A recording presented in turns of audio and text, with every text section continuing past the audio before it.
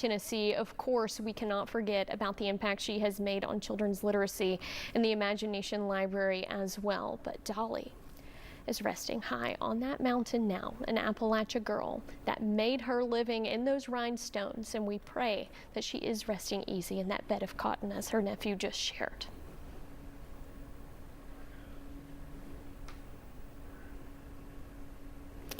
And the Smoky Mountain Songbird.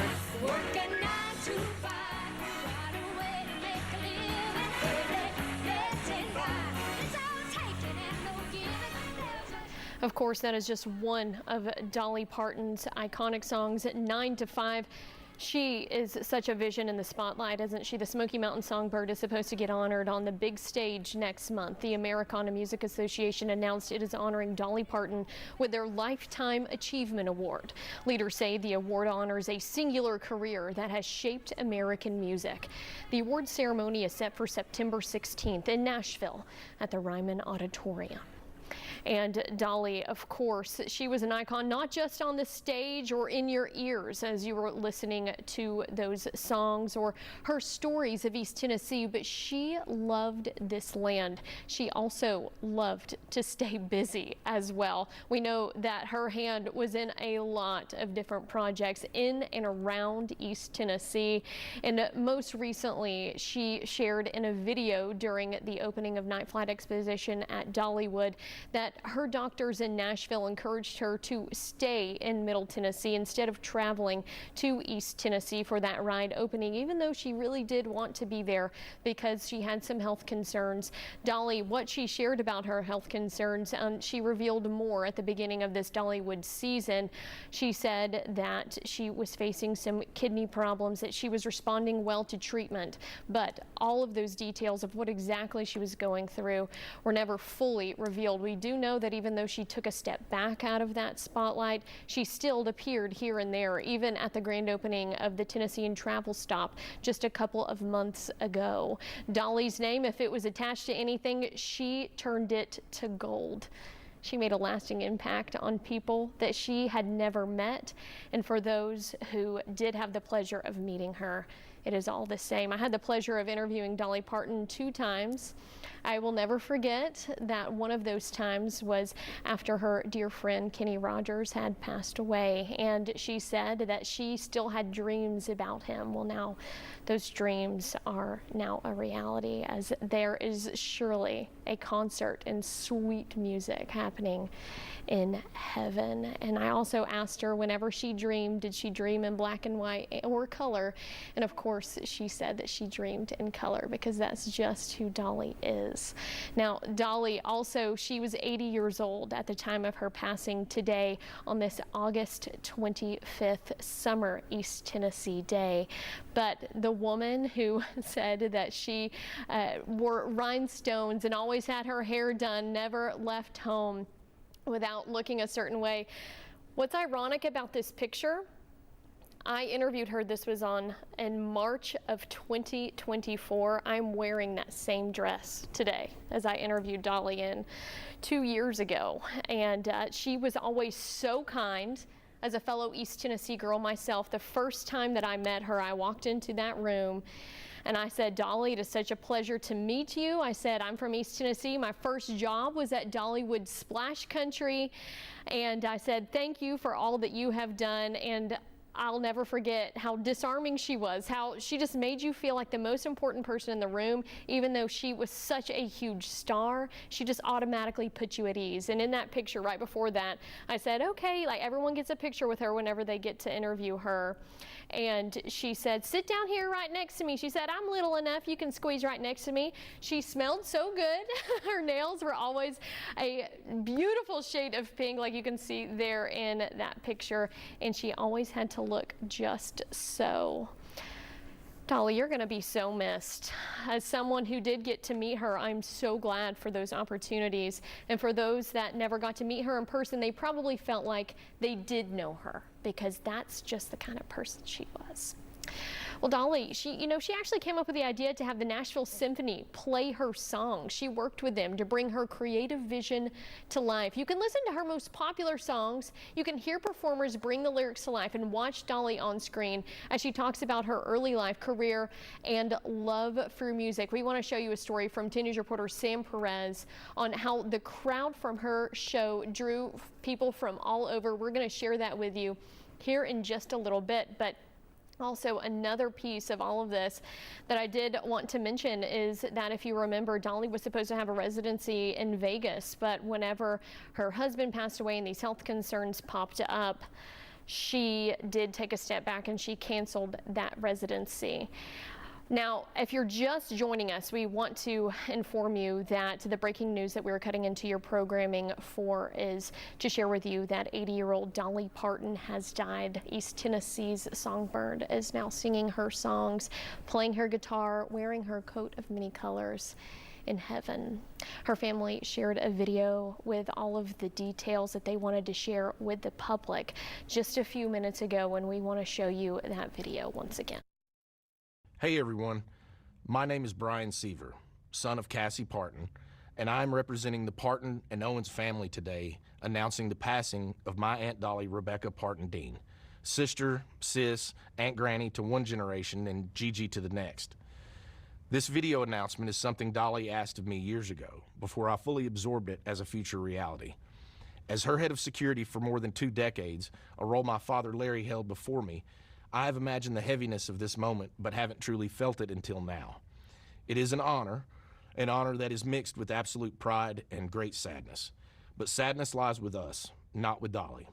Dolly has lived in the light and is in the arms of Jesus, surely met by Carl, her parents, and countless others who have watched her and longed for her to meet them in the heavens. I first went on the road with Dolly as a kid, getting a taste of the road life in the early 1980s. Dolly opened doors not just for me, but for her entire family to reach the potential we didn't even know was possible. Dolly also opened doors for generations of singers, songwriters, musicians, and dreamers from every walk of life and across every continent. By her example, we believed that anything was possible. She never saw a door she couldn't open, and the doors she opened made and changed history. My family and I have shared a lifetime of beautiful memories with Dolly, but so have you. She has always been on your television, your record player, your CD, and on your phone playlist, becoming an extended part of your family whether you liked it or not. Our family and the team she has entrusted with her legacy will work diligently to ensure her spirit will live with us forever. Dolly was a farmer, just like her daddy. He farmed the soil, she farmed songs and happiness. Dolly called me and said she wants to rest in a beautiful bed of plush cotton because after a life wearing heavy rhinestones, she finally deserves to be comfortable and have some rest. Rest in peace, Aunt Dolly, Aunt Granny, Gigi. May God bless Dolly Parton, and may God bless you all. She will always love you. Rest in peace, Dolly Parton. We will always love you right back. That will never change. A little bit ago, I was telling you about a story that our 10 News reporter Sam Perez brought us, where Dolly actually had the idea to have the Nashville Symphony Orchestra play her songs in live action. You can listen to her most popular songs, hear the performers bring the lyrics to life, and watch Dolly on the screen as she talks about her early life, career, and love for music. That was what was all a part of that show. And here's Sam Perez with that story.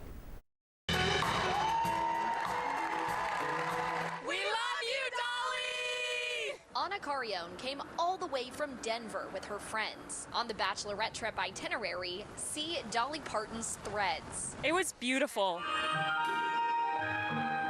Amazing. Such a fun experience. I thought everything was so beautiful and surprisingly emotional. This is a musical state, and Dolly Parton, I would say, is our patron saint. As the chief marketing officer at the Nashville Symphony, Matthew Merker's gotten a front row seat to see the show come together. These concerts in particular, people have come from all over the world to engage with Dolly's music. He says says it was Dolly's idea to have the symphony play her original songs, and her creative vision helped bring the show to life. The show highlights her classic songs and her Tennessee roots. Dolly Parton falls into the category of great music. Music that resonates with the human spirit, that helps us connect with one another and with our heritage and with our future. It's more than just a show. With special VIP tickets, getting a look at Dolly's dressing room, and an exhibit showing off the country music icon. It's an experience Amita Chabra came from Chattanooga for. It was incredible, and Dolly kind of makes this virtual appearance. They just did such an amazing job. All the musicians, all the singers, like, it was just a really magical experience. It was great.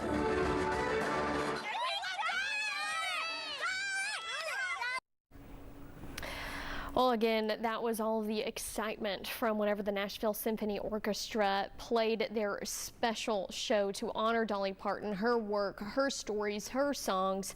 And now, of course, we are rejoicing that she is with her husband in heaven, with her parents, with so many more of the icons and friends that have passed before her. But we are also mourning the loss of our East Tennessee songbird. Well, earlier this year, we also celebrated alongside Dolly Parton as she celebrated her 80th birthday. Here's a special we put together back in January for that milestone birthday and how she made such a big impact on Sevier County.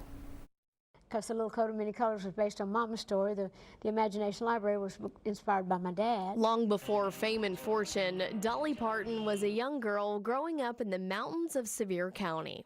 I was inspired by my mother, my grandmas, my aunts. They were very strong women in their right and were very spiritual based. Dolly has long shared that her family was dirt poor, but they were rich in love and encouragement. She was an upperclassman when I was in school growing up, and she was coming to Knoxville every day to be on the station, to be on WBIR on the Kaz Walker Show in the mornings. Sevier County historian Carol McMahon remembers his high school classmate. She sang a lot on the local radio station as well in Sevierville when she was growing up. She sang every chance she got. She sang in church, she sang at school, she sang anywhere that people would ask her. There's something fishy going on. Parton's father would take her anywhere he could so she could perform. Well, you know, he was her first manager. He was the one who he realized she had a singing voice, and he wanted her to capitalize on it, and he did whatever it took. He'd put her in his old truck and take her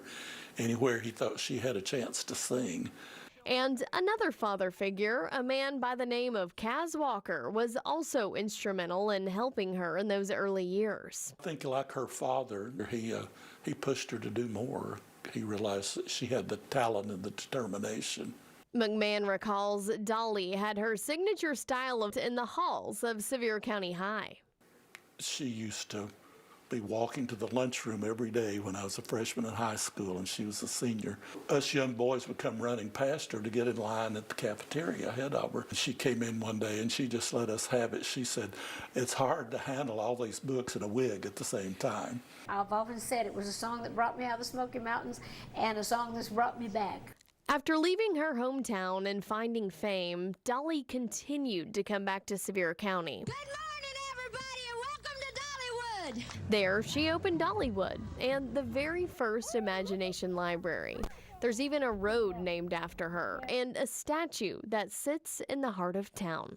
Her fame and her popularity has meant so much to the tourism industry. The biggest catalyst since the national park was established in Sevier County with the 12 million visitors we have a year was Dollywood. And while she may be 80 years old, this living legend continues to refresh, rebrand, and reignite her legacy in the hearts of her people. I think she just feels like she's one of us. And she don't want to be anyone else but one of us, and she just makes that clear. And she's very fortunate and realizes it to have the fame that she has, and she's capitalized on that every way she can, and the fruits of that she's shared with the people she loves. And of course, that was a look back at Dolly's life as she turned 80 years old. Now, I mentioned just a little bit ago that I had the divine privilege of interviewing Dolly in person twice in the last few years. Now, this is an interview that I did with her not too long ago. Of course, the last time I interviewed her was in March of 2024. The first time I interviewed her was in September of 2023. Here is a look at that interview and what she had to say at that time. You are a philanthropist at your core, even in the DeWitt tours, the parades that you do where you are covered in those beautiful flowers and they're donated to Random Acts of Flowers in Knoxville to go and help make people's days who may be in the hospital or don't get flowers of their own. How does it make you feel to know that the blooms in your life professionally and personally help to make people's days a little better? Oh, that's sweet of you to say. You're doing a good job, by the way. You've thought about that, and I appreciate that. But I'm glad that we get to do things. We've always tried to do that. Even when I was on the road back years ago, and I get all those flowers, and we were doing one-nighters in my dressing room, and I thought, oh, I can't take all of them on the bus. What am I going to do? So we'd start sending them out, like to the old age homes or the hospitals and to children's hospitals, something to just make people happy. So that makes me happy to know that you know, the sweetest gift is a gift twice given, as they say. So I always think there's so much truth in that. It makes me feel good that something that has made me happy can make someone else happy. Back in the spring, whenever Dollywood first opened, you might not remember this, but I got to ask you a question from the audience. I said, Dolly, how do you balance it all? How do you handle it all? You've got so many things going on all the time, and you mentioned that your faith is a big part of that. Is that what gets you up every morning? It is. It really is. I've always, you know, I grew up in the church, and I've just always been real spiritual. Still am, and I always say I live on creative and spiritual energy, and that's what keeps me going, and that's a mighty force, both those. So you combine those two, even when you don't feel like working, when you physically don't feel like it, you can always rise above, you know, with that spiritual and creative energy, and I draw and pull from that all the time, and I'm grateful for everything good that's ever happened to me. Dolly, always shining her positive light. Of course, she was no stranger to the spotlight. She shined there as well. Of course, her sequins and her beautiful makeup, her long nails, her big hair, it all was very uniquely Dolly. But she had a heart for philanthropy, for giving back, and you heard her talk about how she said the best gift is a gift twice given. I think that is something that we can all take away from Dolly, because that's who she was to her core. She also said that she thrived on spiritual energy. That's what kept her going.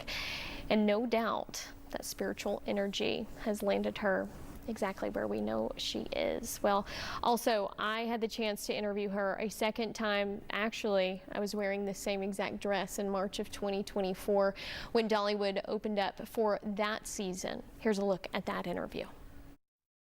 Whenever I think about award shows in general, you think of the word champion. Well, you just last month released your song, the revamped, you know, We Are the Champions, and you're going to be a part of NBC's Olympic coverage for 2024. Your voice, you're able to lend it. How do you feel about that opportunity, and can we expect to see you in more areas of the Olympics next year? Well, I'm not sure what all I might do, but I know when we did, I did We're the Champions in my new rock album called Rockstar that's coming out in November, and since I had recorded that song, not thinking about the Olympics at all. I had recorded that, and then NBC, who hosted the show, and I do a lot of work with them, they heard when that I had recorded that song. And so they said, well, hey, why don't we do a video of that, and why don't we use that in some of our commercials for the Olympics? So I haven't heard anything more, but you never know. I might get a chance to sing it over there, for all I know. But for now, we're just using it as part of the promotion and doing commercials for the Olympics. Well, you are a champion for so many different people and causes in our area and globally, one of the big ones being the Imagination Library. You're a champion for children, the Book Lady. And recently, the Imagination Library hit 200 million books that they were able to give and expanded to Washington State. Are you hoping to have more of those big milestones in the future? We are. Our dream is to be statewide in every state, you know, in America, and we've already got tons of them, and we're very happy to be able to put those books in the hands of that many children. And when we went statewide in California, we're going to be having the books in Spanish also. So I'm real proud of how we're able to expand and how we are able to roll with the punches and kind of adapt to whatever we need to do. But yeah, I'm very, very proud of that program. That's been going on for a long time, and it's just grown every year, and now we're in different parts of the whole world. But I'm excited about every milestone that we make. Of course, Dolly started from humble beginnings in a holler and in a cabin, but she always said that though her family didn't have money, they were always rich as they could be because they had each other and they had love. And no doubt that is the foundation that Dolly built her life, her success, and her love upon. Dolly, who rose from a loving, if impoverished upbringing in the mountains of East Tennessee to become the queen of country music, a Hollywood star and a beloved American icon. She has died. Her family announced on Tuesday, earlier today, just about 30 minutes ago. She was 80 years old, and we have more from NBC's Chloe Melas on her life and her legacy.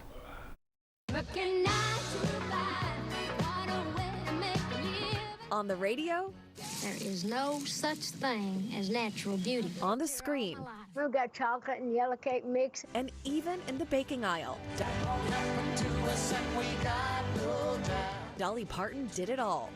Singer, songwriter, actress, philanthropist, businesswoman. I was my own woman from day one.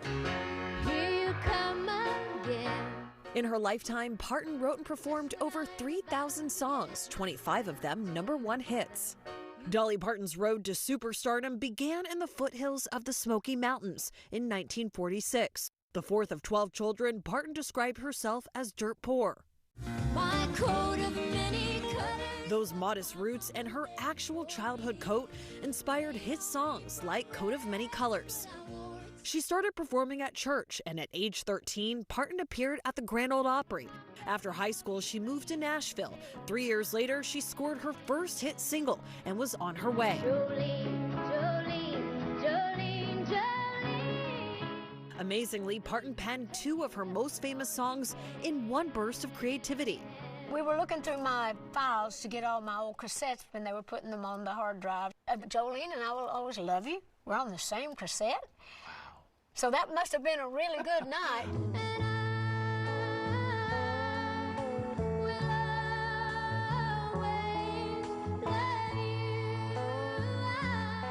And while Parton sang a version of I Will Always Love You that reached #1 on country charts,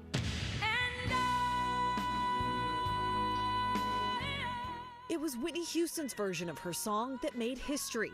With over 24 million copies sold, it remains one of the best-selling singles of all time. And Hart wants me to take papers to his lawyer. I'm going to be gone all afternoon. In 1980, Parton made her foray into films, co-starring in 9 to 5 at the suggestion of Jane Fonda. More films followed, including Steel Magnolias in 1989. In her hometown of Pigeon Forge, Tennessee, she opened Dollywood, a successful theme park, and she launched a childhood literacy program, providing free books to children, mailing up to 2 million books globally each month. Though she was long famous for her blonde wigs, in the end, Parton was best known for her body of work and the legions she inspired. Chloe Melas, NBC News. And Dolly actually first appeared on television right here at Channel 10. She was on the Kaz Walker Show. We have her full performance now. I think there's something fishy going on. Now you said you were going on a fishing trip with some old friend, and you said that you'd be home tonight somewhere around 10. Well, here it is, it's 2 o'clock, and you still ain't got home. I think there's something fishy going on. I think that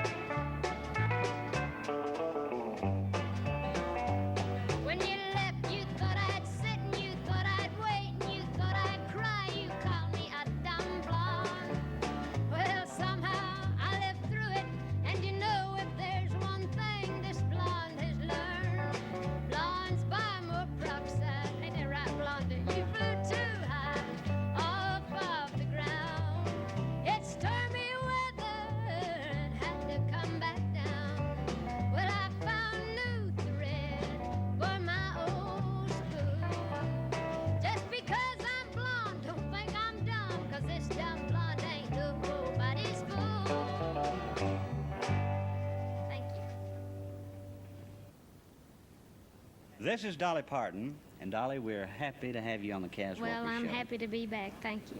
And on Saturday, October 7th, Dolly Parton Day at Sevierville, Tennessee. That's right. Dolly, tell us who all is going to be with you. Well, so far as we know, I mean, we know for sure that Porter Wagner and the Wagon Masters are going to be there, and Chet Atkins, and we're planning on several other big artists. So we'd appreciate it if all of you would come out and be with us on that day. That's October 7th.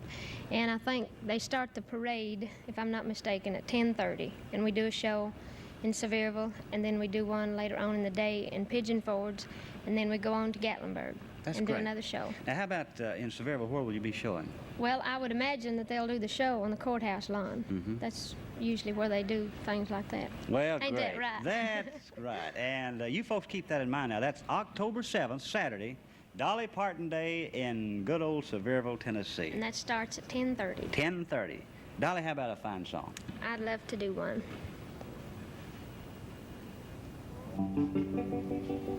Oh Lord, my God, when I in awesome wonder consider all the worlds thy hands have made, I see the stars, I hear the roaring thunder, his power throughout the universe displayed. Then sings my soul, my Savior God, to thee. How great thou art,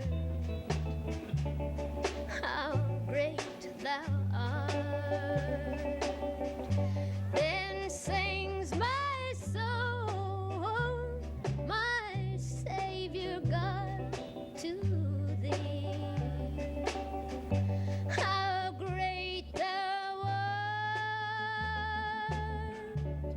how great thou art. When Christ shall come with shout of acclamation to take me home, what joy shall fill my heart. Then I shall kneel in humble adoration, then thank my God, how great thou art. Then sings my soul, my Savior God, to thee. How great thou art, oh, how great thou art. Then sings my soul, my Savior God, to thee. How great thou art, how great thou art.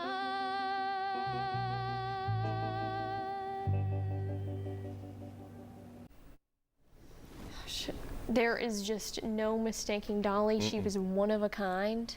That was the first time she appeared on TV, but John, so many more times that she appeared on TV, in the spotlight, and just in people's lives that made a lasting impact. You have run down in the last 45 minutes or so that we've been on the air, Katie, just her impact from the Imagination Library to what she did with the My People Fund. In the Smokies, we're coming up on 10 years to mark those wildfires that were so devastating. And I heard from locals in that community in Gatlinburg in some interviews just recently that it was Dolly who stepped up and said, take this. That meant so much to them. It was just, we trust you and we want to help you. And that was her message there and so many places across the world. And I think that all of that is reflected in what she called her foundation, the My People Fund. Yes. Those are her people, her mountains, and she was invested in giving back because of her success. She thought, I don't want to keep all of this. I've got to share it with others. A philanthropist to her core, she shined brighter than any rhinestone she ever wore. She was the true star, always. Well said, Katie. And I've been talking to lots of her people just in the little time that we've heard about her death. My mom, who happens to be one of them, and she. It broke her heart when I broke the news to her today, and she said, I'm mourning with the world. And she, like I also talked to Beth Haynes, one of our colleagues here at Channel 10 for so many years, who just said she heard and she just thought, Dolly is invincible, can't happen. She interviewed Dolly a dozen times or so, and I know, Katie, that you talked to her twice. Yeah. You are actually wearing the dress that you wore in one of those interviews. My last interview I did with Dolly, I wore this dress in March of 2024. After Dolly's husband, Carl Dean, passed away, she stopped appearing in the public spotlight. She didn't really do as many of those interviews anymore just because it's a lot. You know, she was going through her own health concerns. So I didn't know it at the time that that was going to be the last time that I would be able to talk to her. But yes, wearing the same dress, and what are the odds that this morning, as I was picking this out at 7 a.m., that this is the dress that I chose today. I don't believe in coincidences. Right. Everything happens for a reason. And I think that Dolly's butterfly wings, you know, every time we see a butterfly now, we're going to think of Dolly Parton. I couldn't agree more. And we're seeing those winks throughout the day. You told me at 1 o'clock today, here on the Kelly Clarkson show, what happened? Yeah, they were able to give a look back at Dolly's life as well, and give a look back at some of her best moments. They aired that today. Insanity. And John, so many more of these things too. I mean, she was set to be honored at an award show coming up. Her musical is set to also premiere and debut on Broadway on her 81st birthday, what would have been in January. And of course, her hotel is getting ready to open in Nashville very soon. John, we have crews that are now spreading out all over East Tennessee and in Nashville, gathering content, reaction. No doubt Todd and I are actually going to head out here in a little bit, so you're going to take the reins on the studio coverage. But I can guarantee you that when we get out to that Dolly Parton statue in downtown Sevierville, that there are going to be a slew of tributes, flowers, and people there that are honoring her life and her legacy. We have seen similar tributes to icons in East Tennessee passing before. And we will continue to see it. We have a statement from her family. We want to listen to that now. Hey everyone, my name is Brian Seaver, son of Cassie Parton, and I'm representing the Parton and Owens family today, announcing the passing of my Aunt Dolly Rebecca Parton Dean, sister, sis, Aunt Granny to one generation and Gigi to the next. This video announcement is something Dolly asked of me years ago, before I fully absorbed it as a future reality. As her head of security for more than 2 decades, a role my father Larry held before me, I have imagined the heaviness of this moment, but haven't truly felt it until now. It is an honor that is mixed with absolute pride and great sadness. But sadness lies with us, not with Dolly. Dolly has lived in the light and is in the arms of Jesus, surely met by Carl, her parents, and countless others who have watched her and longed for her to meet them in the heavens. I first went on the road with Dolly as a kid, getting a taste of the road life in the early 1980s. Dolly opened doors not just for me, but for her entire family to reach the potential we didn't even know was possible. Dolly also opened doors for generations of singers, songwriters, musicians, and dreamers from every walk of life and across every continent. By her example, we believed that anything was possible. She never saw a door she couldn't open, and the doors she opened made and changed history. My family and I have shared a lifetime of beautiful memories with Dolly, but so have you. She has always been on your television, your record player, your CD, and on your phone playlist, becoming an extended part of your family, whether you liked it or not. Our family and the team she has entrusted with her legacy will work diligently to ensure her spirit will live with us forever. Dolly was a farmer, just like her daddy. He farmed the soil, she farmed songs and happiness. Dolly called me and said she wants to rest in a beautiful bed of plush cotton because after a life wearing heavy rhinestones, she finally deserves to be comfortable and have some rest. Rest in peace, Aunt Dolly, Aunt Granny, Gigi. May God bless Dolly Parton, and may God bless you all. She will always love you.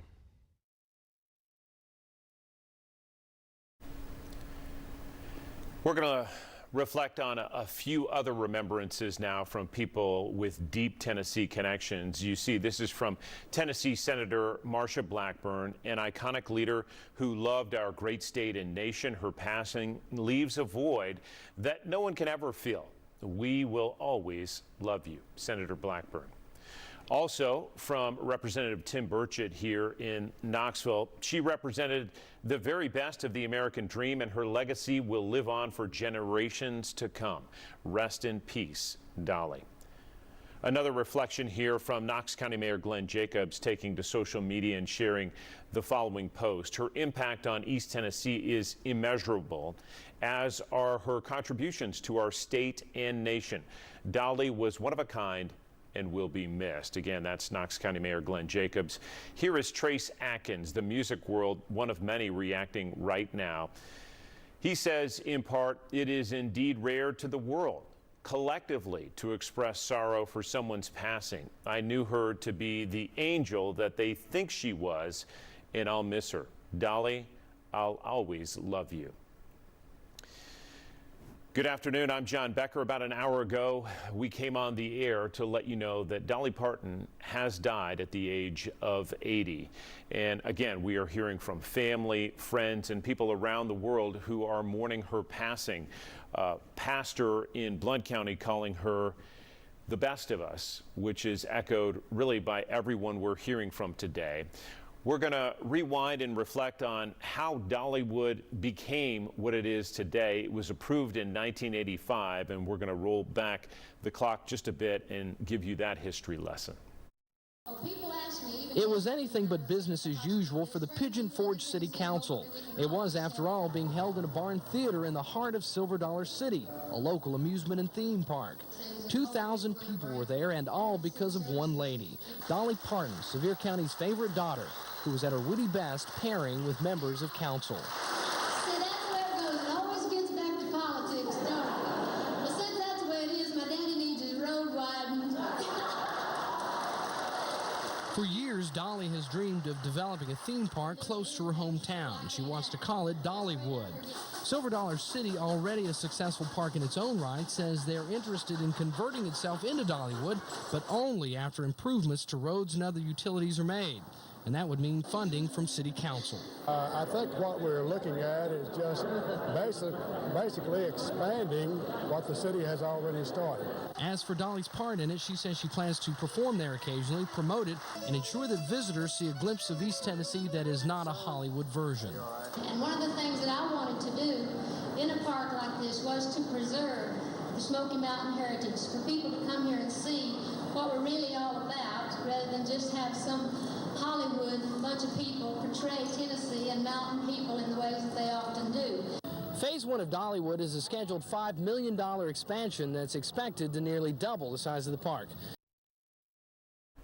That's our old friend Gene Patterson there back in 1985 as we saw the permission for Dollywood to expand. Dolly herself making the case that she wanted this to be real and genuine, just like she is and was.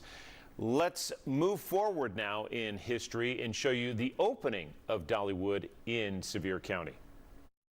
Pigeon Forge once stood as a stretch of rural farmland, its quiet fields untouched by the pulse of progress. But as Dolly Parton rose to stardom, the land itself underwent a profound change, setting the stage for a vibrant new chapter. Started in the 50s, something called Rebel Railroad. They laid our railroad tracks then. They had a train show that was Civil War themed. From Rebel Railroad, you transition to a park called Gold Rush Junction. Gold Rush Junction was owned by Art Modell, the owner of previously the Cleveland Browns. He's a big train person, so he bought himself a railroad, and then he started to develop this property the mid-1970s, Jack and Pete Hershend, who owned Silver Dollar City in Branson, Missouri, were looking for a place to expand. So they purchased the park from Art Modell, and they started what became Silver Dollar City, Tennessee. Pretty successful business, but this lady, Dolly Parton, who was from here, was pretty famous around that time period, and she was going to create jobs for that area. As word of Dolly's plan to bring her namesake back to her roots spread, Pigeon Forge citizens and local businesses embraced her vision with open arms.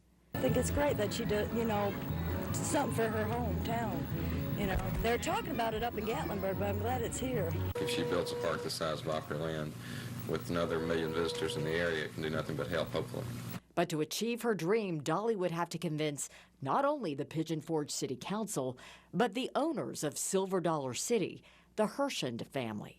The potential for tourism is one of the reasons that everybody's getting behind this opportunity. All that's really been accomplished at this point is that Dolly has expressed an interest to the Hershend family on locating her lifelong dream of Dollywood here at the site of Silver Dollar City. And of course we have agreed to that interest and are acceptable to it, and we'll be negotiating at this point. With or without Dollywood, city officials say tourism is on the increase here in Pigeon Forge, and thus the need for public utility improvements is necessary. With Dollywood, though, they say those improvements would have to come much sooner than planned. Thankfully, the City Council was on board with Dolly's vision. I think what we're looking at is just basically expanding what the city has already started. The impact will be tremendous. I think it's an added plus to our area, and we're sure looking forward to it. Whether or not this amusement park becomes Dollywood really comes down to a meeting here at Silver Dollar City's Barnwood Theater tomorrow night. And while management team still may be in negotiation, as far as everyone else is concerned, they couldn't be more pleased or excited about the possibility of Dolly really coming home. More than 2,000 people showed up in support of Sevier County's favorite songstress, and she did not disappoint. See, that's where it goes. It always gets back to politics, don't it? Well, since that's the way it is, my daddy needs his road widened. After getting down to business, Dolly shared her plans for the park, promising visitors an authentic look into the soul of East Tennessee. And one of the things that I wanted to do in a park like this was to preserve the Smoky Mountain heritage, for people to come here and see what we're really all about, rather than just have some Hollywood bunch of people portray Tennessee and mountain people in the ways that they often do. The council embraced Dolly's vision, and within 4 days, she broke ground on the $5 million expansion that would soon bloom into Dollywood. From dawn till dusk, 6 days a week for 6 months straight, the transformation of Silver Dollar City was underway, each stroke of labor bringing Dollywood closer to its May 3rd, 1986 opening date. The new Riverfront Junction, a vibrant tribute to Dolly's roots, would be home to the Parton Backdoor Porch, a living, breathing replica of her childhood home built by her brother Bobby. This house looks a lot like that old house. Yeah, it's still, the old house is still, people still live in it. All of this memorabilia is going to be part of the Dolly Parton story, a tribute to her life. Many of the items have been kept in her basement up until now, including this coat of many colors, the subject of a #1 single for Dolly back in the 1970s. Dollywood would be a true family affair, as her own aunt would perform at the new park. It's a dream come true for Dolly, but she's made a lot of our dreams come true too, you know. The park would also help a lot of other dreams come true, with an estimated 300 employees. I think it's going to be a great year for Dollywood, but it's going to be the biggest year yet for Sevier County, the biggest year yet for the Smoky Mountains. Everybody's going to benefit from it. It's going to be a gusher. Good morning, everybody, and welcome to Dollywood. I want to thank you, Governor, and thank you, Pigeon Forge, Sevier County, and thank you, God. With the cutting of the ribbon, 1,986 balloons were released, signaling the fruition of Dolly's dream. And I want you to know that Dollywood's aim is to make you feel as important on every visit as I feel today. I have dreamed for many years of getting to come back, bringing something back, so you folks will know that I'm as proud of you as you've always been of me. And to make it official, The hometown girl gave the fans a proper Dolly Parton send-off. They just use your mind and they never give you credit. It's enough to drive you. That's a little high for me, gay. Gates opened promptly at 8 a.m., and Dollywood welcomed its very first visitors. Fans rushed to attractions like Blazing Fury, the Dollywood Express, Smoky Mountain River Rampage, and the Big Log Flume. The theme of Dollywood is family-oriented, and family and folks from all over the country came to visit. But today, as you can see by the crowd behind me, there's only one reason they came.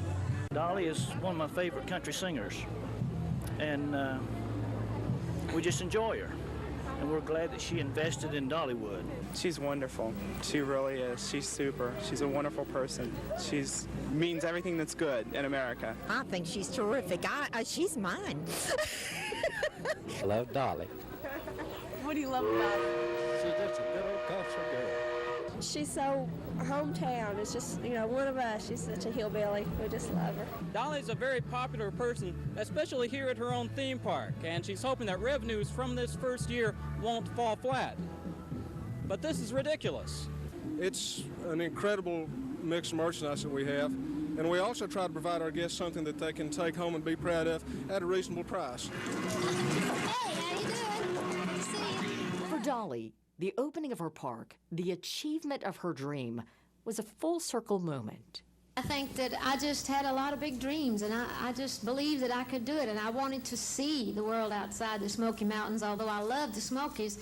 And as time went on, I wanted to be able to do something to bring back to the Smokies and to be just always a part of my people. I think Dollywood in general, one of the things that I'm most excited about in giving back is the fact that this is providing jobs for so many people up here, my family and friends, and this is going to mean more motels and more business for the restaurants and the shops, and not just here in Dollywood, but for Gatlinburg and Sevierville and all of Pigeon Forge. In its first season, 1.34 million people visited Dollywood, more than doubling Silver Dollar City's previous season. Pigeon Forge saw a 46% increase in tax revenue and another 37% increase in lodging revenue. Dollywood was here to stay and already looking toward the future. We're already meeting with her about things that we're going to build for 1987 and 1988, and so it's going to be an exciting project. Dolly Parton, the dreamer in chief. She grew that company from some 300 employees then to almost 3,000 now, just opening one ride that cost $50 million. Quite an achievement for her business-wise, but we know what a philanthropist she was as well. And we'll revisit that throughout the afternoon as well as we remember Dolly Parton. We're approaching the top of the hour here on WBIR, and we're glad you're with us, and we're sorry to pass along the news that Dolly Parton died at the age of 80. She is the closest thing our country has to royalty, and we heard from her family about her death today. Hey everyone, my name is Brian Seaver, son of Cassie Parton, and I'm representing the Parton and Owens family today, announcing the passing of my Aunt Dolly Rebecca Parton Dean, sister, sis, Aunt Granny to one generation and Gigi to the next. This video announcement is something Dolly asked of me years ago, before I fully absorbed it as a future reality. As her head of security for more than 2 decades, a role my father Larry held before me, I have imagined the heaviness of this moment, but haven't truly felt it until now. It is an honor that is mixed with absolute pride and great sadness. But sadness lies with us, not with Dolly. Dolly has lived in the light and is in the arms of Jesus, surely met by Carl, her parents, and countless others who have watched her and longed for her to meet them in the heavens. I first went on the road with Dolly as a kid, getting a taste of the road life in the early 1980s. Dolly opened doors not just for me, but for her entire family to reach the potential we didn't even know was possible. Dolly also opened doors for generations of singers, songwriters, musicians, and dreamers from every walk of life and across every continent. By her example, we believed that anything was possible. She never saw a door she couldn't open, and the doors she opened made and changed history. My family and I have shared a lifetime of beautiful memories with Dolly, but so have you. She has always been on your television, your record player, your CD, and on your phone playlist, becoming an extended part of your family whether you liked it or not. Our family and the team she has entrusted with her legacy will work diligently to ensure her spirit will live with us forever. Dolly was a farmer, just like her daddy. He farmed the soil, she farmed songs and happiness. Dolly called me and said she wants to rest in a beautiful bed of plush cotton because after a life wearing heavy rhinestones, she finally deserves to be comfortable and have some rest. Rest in peace, Aunt Dolly, Aunt Granny, Gigi. May God bless Dolly Parton, and may God bless you all. She will always love you. Her nephew remembering Dolly Parton, and we are seeing that from other people with deep ties to Tennessee. Here is the message from Tennessee Senator Marsha Blackburn posting on social media, an iconic leader who loved our great state and nation. Her passing leaves a void that no one can ever fill. We will always love you. Representative Tim Burchett in Congress here and representing East Tennessee now for years says this about Dolly. She represented the very best of the American dream, and her legacy will live on for generations to come. Rest in peace, Dolly. Knox County Mayor Glenn Jacobs taking to social media as well, sharing this message about the passing of Dolly. Her impact on East Tennessee is immeasurable, as are her contributions to our state and nation. Dolly was one of a kind and will be missed. And the music world, of course, reacting as well to the death of Dolly Parton, including country artist Trace Atkins saying in part, "I knew her to be the angel that they think she was, and I'll miss her. Dolly, I'll always love you." The Vol Shop posting on social media following her death with a picture of Dolly in Big Orange. Remember this performance in 2023? Their quote, "We will always love you." Again, if you're curious about the top songs right now on Apple Music for Dolly Parton, here are the song titles. Islands in the Stream, great with country music star Kenny Rogers back in 1983. Then 9 to 5. There Was Jesus is the #3 song that was produced and released in 2019. And then the classic Jolene in 1973. Those are the top 4 songs right now from Dolly on Apple Music. Her impact stretched well beyond her business acumen in Sevier County. Again, she created what is now the largest employer in that county. Here is the philanthropic side of Dolly, and she created something that has touched lives around the world with her Imagination Library. So I've got the original Little Engine That Could. It was the first one that they put out in 1995. Memories in book form hold a special place in Jen Webb's heart and top shelf in her office. And then I've got all kinds of other books. Grover's book of cute things to touch. The collection of titles has a backstory. As a little girl, Jen could always count on a book from her hometown's most famous resident showing up in her mailbox every month. When you're growing up and you're little, you don't really understand fame and you don't understand those things, but I knew who was sending me books every month, and so she was the book lady. The book lady, better known to the world as Dolly Parton.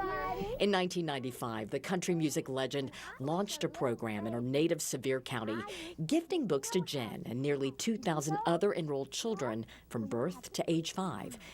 Dolly brought Imagination Library to life, inspired by her father, who never learned to read or write. You know, even though she always describes him as one of the wisest men that she's ever known, that it held him back probably from achieving all that he wanted to. And he had aspirations. He wanted to take care of his family, which he did as best as he could. But it is my belief that if you can read, that you can self-educate yourself. Once Dolly's Imagination Library took root, interest quickly spread. In 2004, then-Governor Phil Bredesen partnered with Imagination Library, taking the program statewide. 3 decades later, Imagination Library ships books to children in all 50 states, Canada, the United Kingdom, Ireland, and Australia. Well, as we sit here today, it's over 260 million Imagination Library books have been gifted since our inception in 1995, and it's just growing like crazy. Jeff Conyers, president of the Dollywood Foundation, says each book is carefully picked for children, available in Braille for the visually impaired and in Spanish. As we know, demographics across the U.S. are changing rapidly. Spanish language is quite prevalent in many parts of the U.S., and so we now have a fully bilingual Imagination Library that's parallel with our core Imagination Library program. And I am just so grateful and blessed to have been such a small part of it. Now, as a young professional, Jen says Imagination Library sparked her lifelong love of reading. She went on to study English in college. And 30 years after receiving her first book, The Little Engine That Could, from the book lady, Jen works as a publicist at Dolly's Parks and Resorts. It's really a testament to just how powerful a simple idea that's from the heart can be. It can really change the world. And that title, The Book Lady, is one that Dolly wore most proudly. Here's a little excerpt from an interview my colleague Robin Wilhoy did with Dolly just about a year or so ago.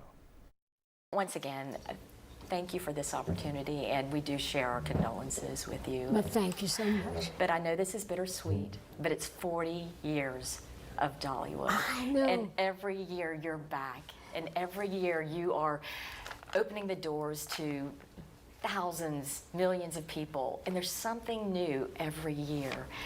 How much of a fingerprint do you put on that experience when people walk through the gates and there's some new show or some new ride? Well, don't you see it? Have you spent much time here? Yes. My fingerprints are everywhere. They call me the dreamer in chief because I'm always involved in when we plan new things, we try to connect it to parts of my life and to Dolly-ize it, we kind of call it, to kind of make sure that people can feel the connection, not just, having just stuff out there, just to have stuff, even in the name or the way that we surround it, with the countryside or whatever. So it's important, even with our hotels and resorts, we try to kind of, what people can feel like, that my presence is there, at least like you said, my fingerprints are there.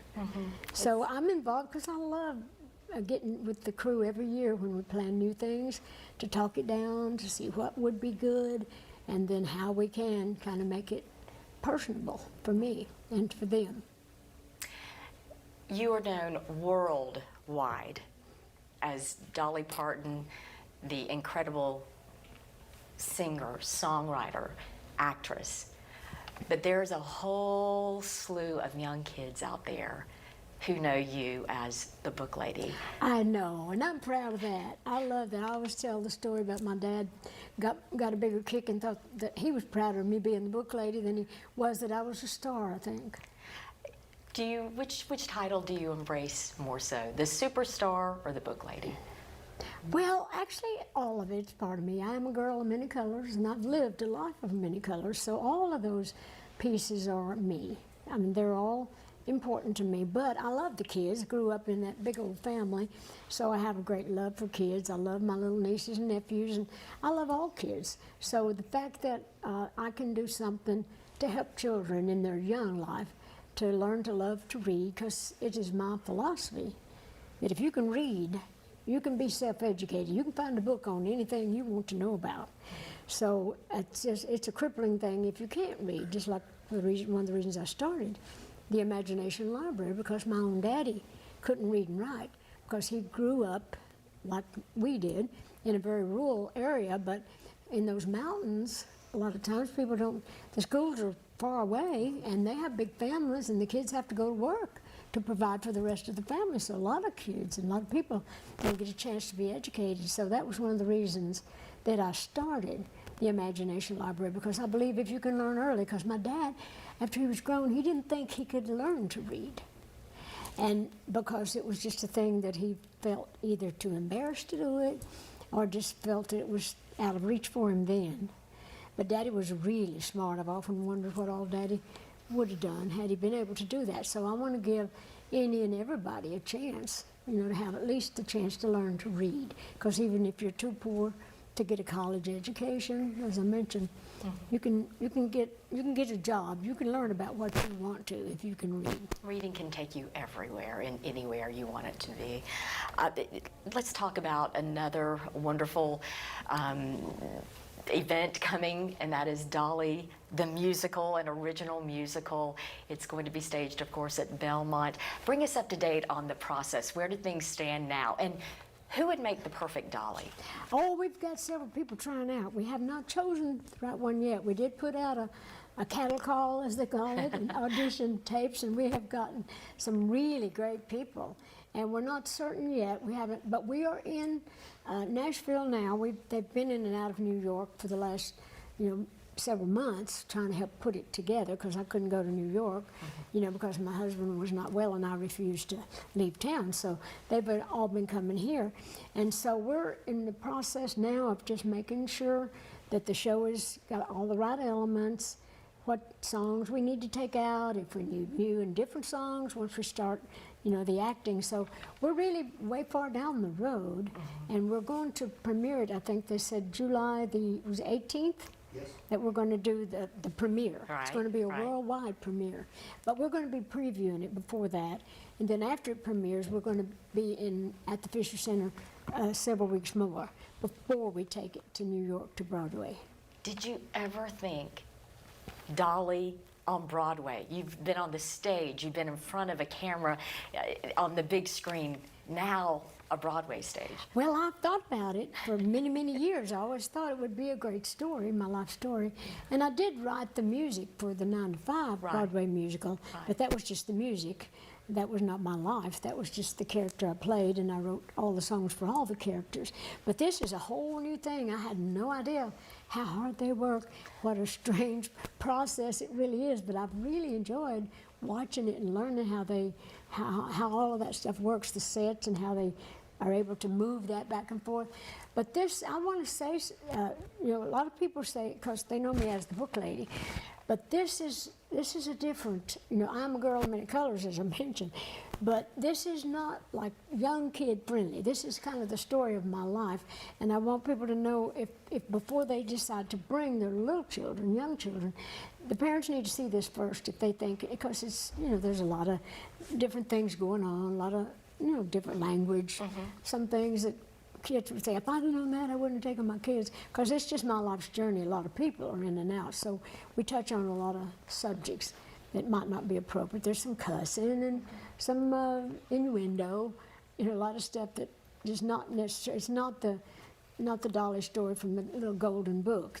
We do touch on all that, but it's not a show just for. It's not a show for little children. It's your life. It's my life. It's your life. That is part of my life, but it talks about how I got to where I am. So I just want people to know that.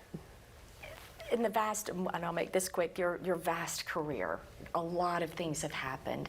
Is there any moment that was this unexpected moment that has just took your breath away? Because a lot of things you've experienced in that, but anything that just took that breath away? That's a good question. I've never been asked that before. But any time that I've had a dream that really I see come true, when I really see it happening, that takes my breath away. Like if I see this show and if it gets on to Broadway, like I had hoped and planned, and if it's a success, that will take my breath away. But anytime they tell me like that we're heading toward 300 million books for children, that should take your breath away, because it makes you feel like that all your planning and all your dreaming and all your hard work has paid off. But I don't recall just a moment that just hit me like that's the greatest moment. But there are great moments in my life, like when I got put in the Songwriters Hall of Fame, the Nashville one and the big one, that has all the biggest writers. That took my breath away. And then, when I get honored at things like the Kennedy Center, those things are breathtaking moments. So, and I'm very grateful for all of that. And then when I was watching my life story, watching other people play it out, I thought, wow, how did I have time to do all that? How did I get all that done? I tell you how, because I was surrounded by great people. God has always blessed me with great people that have helped me through every phase of my journey. So And that's breathtaking. Yeah, you're breathtaking. Yeah. You are breathtaking. We all marvel at what you do and what you have done and what you will do. So thank you for this opportunity. Thank you. I'm glad to finally get to talk I to am you. so glad I finally get this opportunity too. You are a blessing. Thank you. Thank you. No question, that was one of Robin's favorite interviews she's ever done. Dolly Parton, just a little more than a year ago. I want to pass along some other condolences from people who knew Dolly well. One in particular is Senator Lamar Alexander of Tennessee. Just wrote a book and shared some of his experiences with Dolly, and he hints at them in this statement about her death. He says, Dolly Parton was a Tennessee treasure who used her God-given gifts to brighten so many lives in so many ways. Dolly loved everyone, and everyone loved Dolly. And everyone learned quickly that if you want to be noticed, don't ride in a convertible with Dolly Parton. We are all lucky to have such a generous and caring friend in our midst. The memories today from Senator Lamar Alexander of our great state, former governor as well. And we are getting lots of reactions. We're live across East Tennessee. We'll take you to Sevier County and Dolly's home a little bit later this afternoon. Again, we're near the portion where some of our viewers may just be joining us now and learning this news of Dolly Parton's passing at the age of 80. And we knew that her health wasn't great in the last few months. You may recall that she pulled out of that Las Vegas tenure that she was going to have as an artist in residence. That ended, and more recently, just in the last couple of weeks, 11 days ago, as Katie Inman mentioned earlier in our coverage, Dolly did not go and kick off the opening of a new ride for the first time in anyone can remember because of her health. She did share a video message for the ride, but again, she wasn't there in person. Now, earlier this year, East Tennessee Children's Hospital was named after Dolly Parton, and here's a little of our coverage from that. East Tennessee Songbird needs no introduction.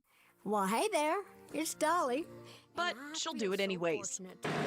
And now, the same well-known name will soon replace signs at East Tennessee Children's Hospital. We're beyond excited to have her associate her name and that history and legacy. CEO of the newly named Dolly Parton Children's Hospital, Matt Schaefer, says the partnership just made sense. And that concept of more comfort, more love, more healing has been part of our DNA. And if you think about what that means for Dolly Parton, that is very much a part of her DNA. Dolly, born in the Smokies, has created a legacy of bringing joy into her community. And ever since that I've been in a position to do my part and to help others, I have tried to do just that, especially when children and families need it most. Everything her name touches, from her theme park to the Imagination Library, is rooted in love for others. She's the honorary chair of the Dr. Robert Thomas Foundation, helping families afford health care in Sevier County. Thomas delivered her in a family cabin in Pittman Center. And that origin story is special. It's special from her hometown's perspective. Schaefer says Dolly's commitment will help the hospital expand and keep offering the best doctors and services. When we come together for our children, there is no limit to what we can do. In a place where some families are seeking comfort, Dolly's name and the warmth behind it will be in the halls for every child. The president has ordered flags at half-staff in honor of Dolly and her legacy, and we are learning a lot more about her life and its impact on people that she connected with, both near and far, and we'll bring you more of that coverage. We want to rewind the clock almost a decade now. In 2016, after the devastating Gatlinburg fires and the wildfires in the Smoky Mountains, we saw Dolly truly come to the rescue of her people. She created a fund called the My People Fund to offer people a new start, at least some help moving on after that fire. Here's part of our coverage. It was the most heartbreaking, sickening, scary. It's just you can't describe the feeling. Dolly describing the day she first heard that her home, the Great Smoky Mountains, were going up in flames. Well, I freaked out because they were telling me the Smoky Mountains were burning. I was on tour, and we were on stage. When I got off stage, they said, you know, the Smoky Mountains are burning down. And I thought, what are you talking about? Hit the gas, hit the gas. Images on TV showing the devastation, flames whipped by winds through the country's most visited national park. It's too hot in here, don't worry about it. 14 lives lost and more than 2,000 homes and businesses destroyed. Dolly, thankful her own family was okay, but heartbroken for the victims and the tremendous loss. So you learn to live life tough. But when everybody's got that spiritual background also, so I think that good neighbors and just faith in God and trust in God and in one another, kind of you pull together as a team. An old schoolhouse. Dolly's star-studded telethon, Smoky Mountains Rise, a benefit for the My People Fund, raised $10 million, then millions more even after the event. Several thousands of dollars distributed to each of the 900 families affected. Sadly, scammers managed to steal a small chunk of that before their scheme was uncovered. Anytime there's money involved, you're going to always have your little crooks, but you don't pay attention to them. They never get that far anyway, and it's a small drop in the bucket of all the wonderful things that people did. The ever-positive Dolly focusing on the good hearts of those who joined in to help her people in their time of need. All of this. So I'm just proud to be part of that whole thing, and I think it's good when people try to help. Her words describing her mountain tough people. The love and the caring and the giving and the thoughtfulness and the tenderness and just the willingness and the toughness and just all of the wonderful things that, you know, that people should be. And she has a message for every one of you watching at home planning that next vacation. I think the big message here is people should come on back. It's there. It's still beautiful. It's still fun. It's still everything that it was. And I think there's a new spirit and a new energy. Dolly Parton leading the way in the recovery after the 2016 wildfires in the mountains of Sevier County, her longtime home. Now, we see her in many, many different hats, and one is certainly as dreamer-in-chief at Dollywood. But again, we've been revisiting throughout this afternoon her role in helping children's charities, in helping children who are sick at Dolly Parton's East Tennessee Children's Hospital. And the list goes on, and so it seems like there aren't enough hours in the day to do all that Dolly wants to do. And that was the heart of the question that 10 News anchor Katie Inman posed one moment at Dollywood as they were opening for one season recently. Dollywood is always expanding, growing. Something new is always on the horizon here. And much like yourself, you're always evolving and growing. You've got your own line of bakery items. You've got a rock album coming out. You're always trying something new. My question is, are you always thinking about what's next? And how do you handle all of that? How do you juggle it all? I'm on drugs.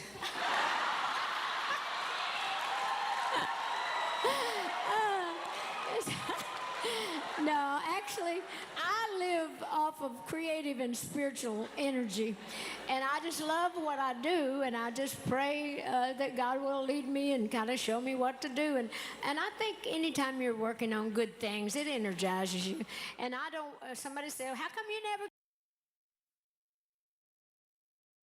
She had the crowd in the palm of her hand every time she opened up Dollywood, such a special event.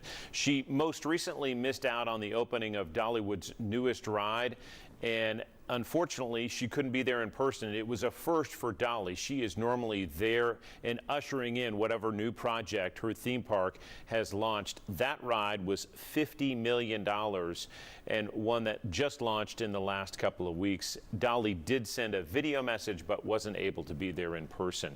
As we come up on the bottom of the hour, we'll reset and offer some more remembrances of Dolly, but I want to share one from somebody who knows her quite well, and that is the mayor of Sevier County. And he has known Dolly for so many years. I mean, really grew up with her. And I want to pull that up. I read Senator Lamar Alexander's statement just a little bit ago. But the Sevier County Mayor, Larry Waters, is about to leave office. And he was sharing some information and love for Dolly as well that I'm trying to find in all of our many emails here.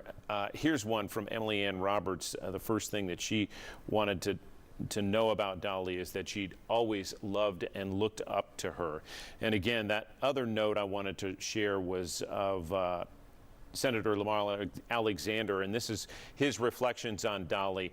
Dolly was a Tennessee treasure who used her God-given gifts to brighten so many lives in so many ways. Dolly loved everyone, and everyone loved Dolly, and everyone learned quickly that if you want to be noticed, don't ride in a convertible with Dolly Parton. He joked that they all looked at her instead of at him when he was governor riding in a convertible. You can read that in his new book. He says, "We are all lucky to have such a generous and caring friend in our midst." And again, we have crews scattered across East Tennessee at various places. We're going to take you to Sevier County. We're going to take you to Dollywood. And we're also going to take you to UT's campus right now, where we check in with one of our reporters standing by with some of the remembrances we're seeing right now on Rocky Top. Guys, when I got off the phone with producers and found out that Dolly had passed away, I actually had a student come up to me to tell me, did you hear the news? And after that, of course, I'm speaking to so many students on campus. They're telling me they grew up with the Imaginary Library. Others told me that they've grown their entire lives in Tennessee, some even being from Nashville, where Dolly is best known, and that it is truly heartbreaking to see someone who's such a huge part of the community. I even spoke to a couple who are here right now for a basketball game or a basketball practice who met at Tennessee UT 50 years ago. They told me that she's always been a huge part of this community, and it's really great to know that there's so many people around Tennessee that are really feeling the legacy of Dolly Parton, and that it's going to carry on even after she's passed. Many found out in their classrooms as well. Some found out through Zoom calls. It's just been a murmur across campus, and it's really been a really somber time for students, and I can only imagine for the rest of the people in Tennessee who have cherished her legacy so very much. John, I'm going to pass it back to you. So much for your live coverage. We'll certainly check back with you. I mentioned Mayor Larry Waters in Sevier County and the mayor-elect there, Brian McCarter. They have declared Wednesday, August 26, 2026, a day of mourning in Sevier County. President Donald Trump ordering flags at half-staff, and I wanted to share just a snippet of what Mayor Waters said, because he knew her for years, and says this: "We are deeply grateful for all that Dolly gave to our community and for the way she carried the spirit of the Smokies with her wherever she went." Sevier County has lost a beloved friend, an extraordinary neighbor, and an icon whose legacy will forever be part of the story of our community. She has certainly shaped Sevier County, East Tennessee, and so much of our country, with so many people touched by her generous spirit and her talents as a singer-songwriter. We are approaching the bottom of the hour, and again, if you're just joining us, our coverage continues this afternoon about the death of Dolly Parton. We learned about that from her nephew earlier today, coming in a video statement from the entire family. He represented her and offered this about his beloved aunt.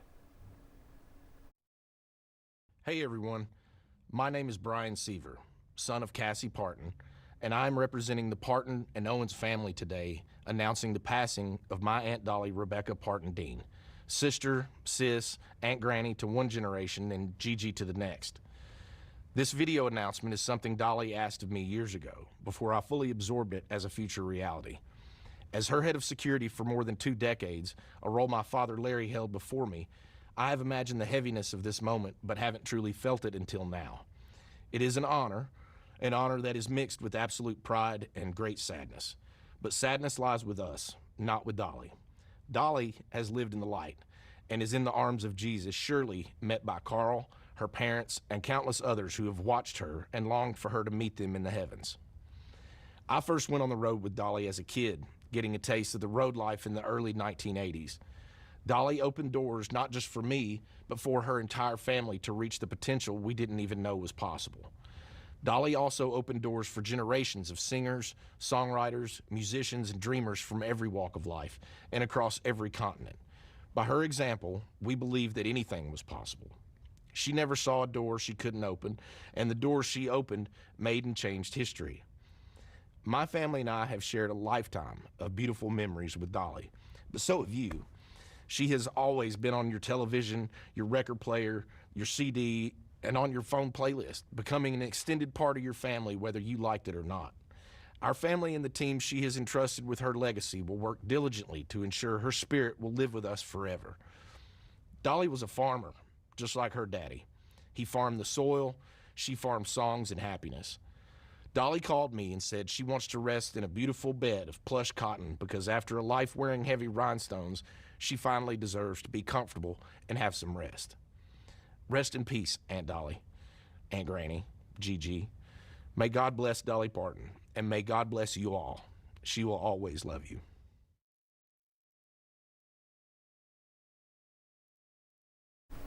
That was her nephew remembering Dolly Parton. Here are some other reactions coming into our newsroom. Again, Tennessee Senator Marsha Blackburn posting on social media earlier this afternoon.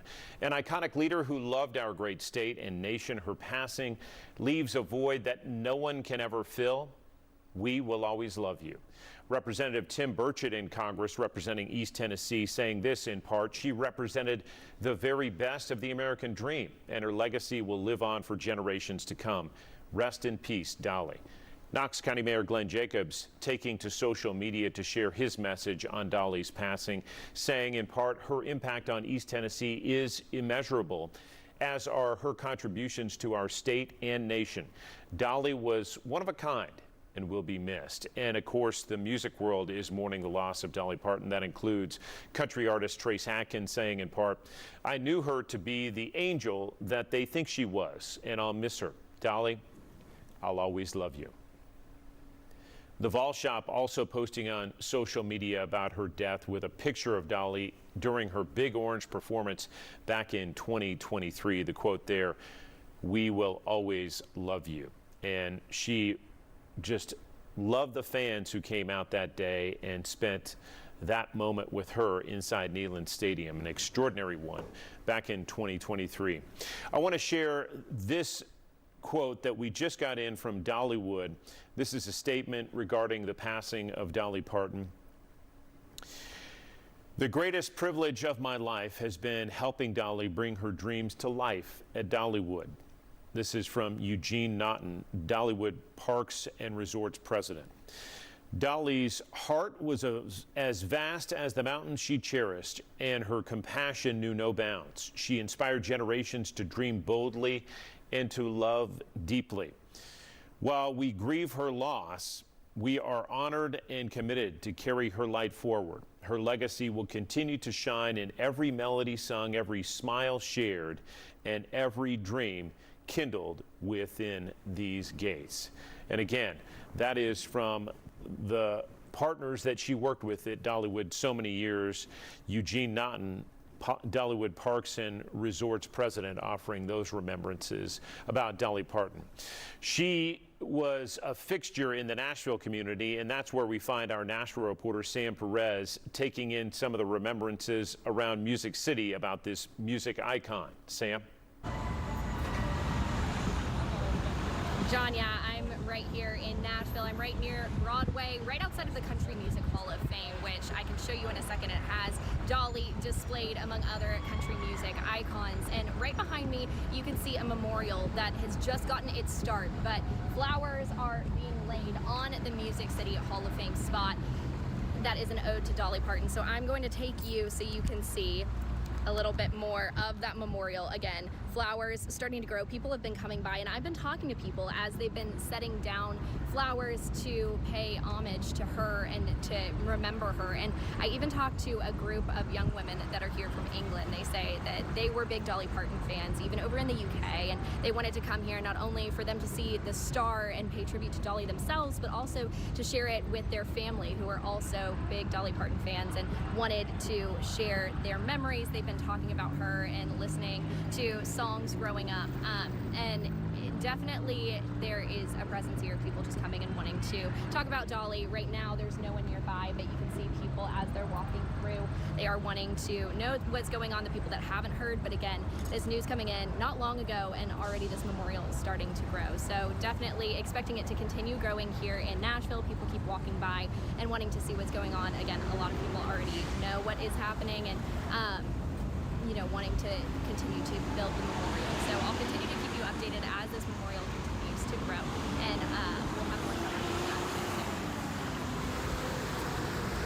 Sam Perez live for us in Nashville. We'll certainly check back in with Sam. Dolly having such an impact on that town and its growth as well. I want to read this from the Tennessee Valley Authority.